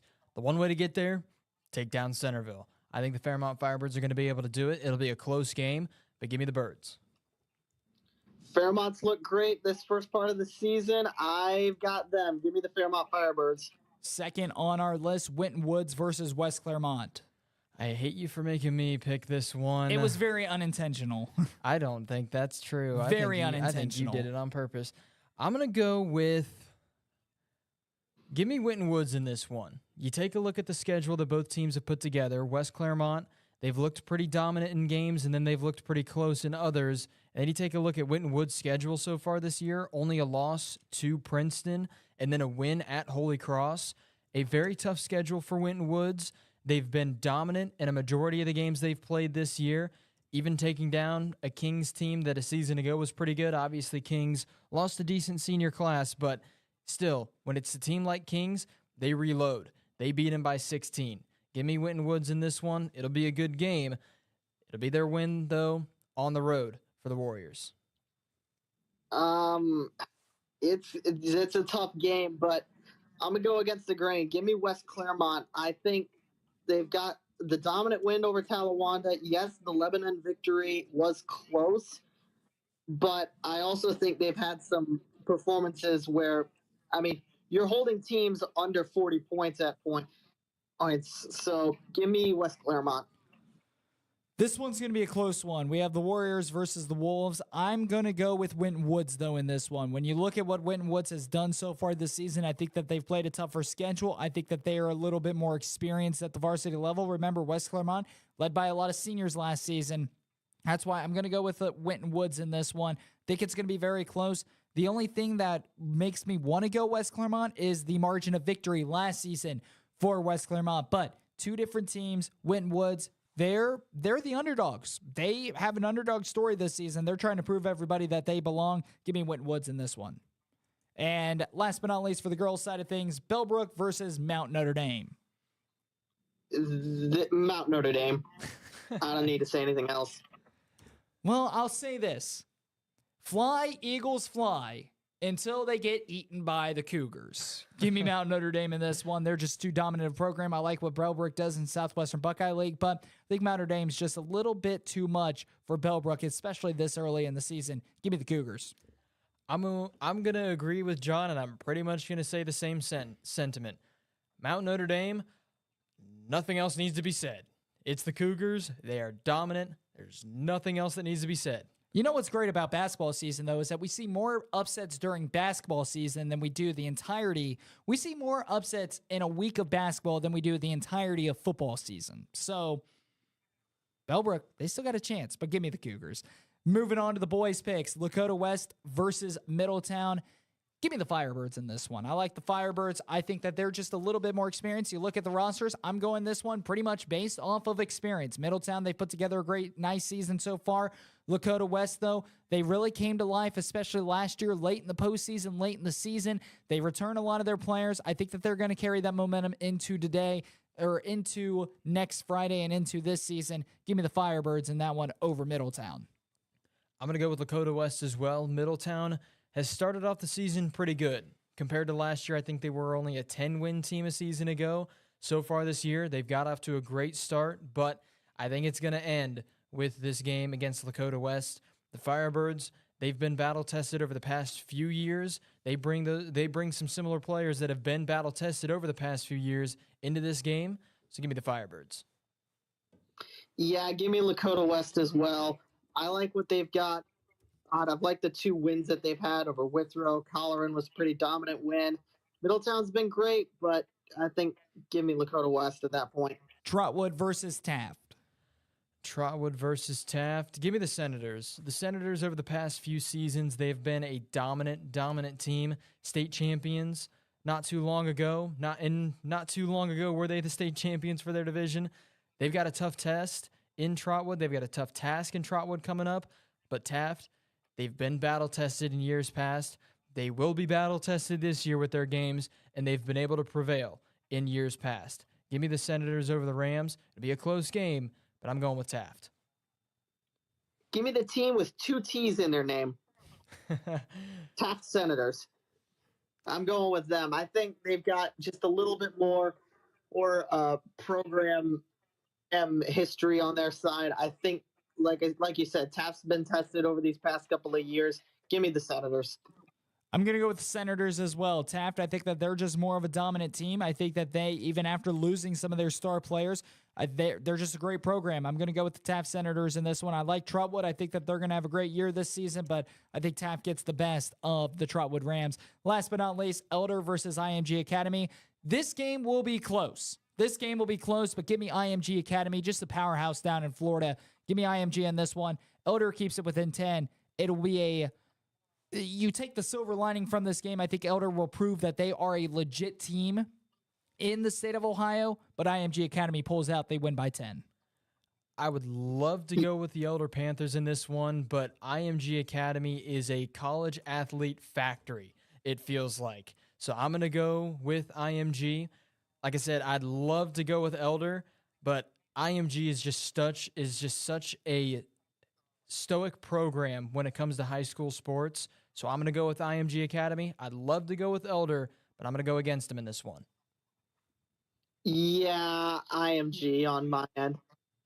Yeah, I think that IMG just has so much ability to develop talent that I'm giving IMG the win in that one. And with that all being said, that's our week 1 game picks. Folks, alongside Jonathan Snyder and Matthew Pennington, our producer Kevin Fowler, I'm Jackson Lightcap. Thanks for joining us for the last 3 hours. High school basketball season is officially underway. Once again, from the entire TKDS Sports Network crew, thanks for dealing with us. We'll talk to you Monday from 4 to 6.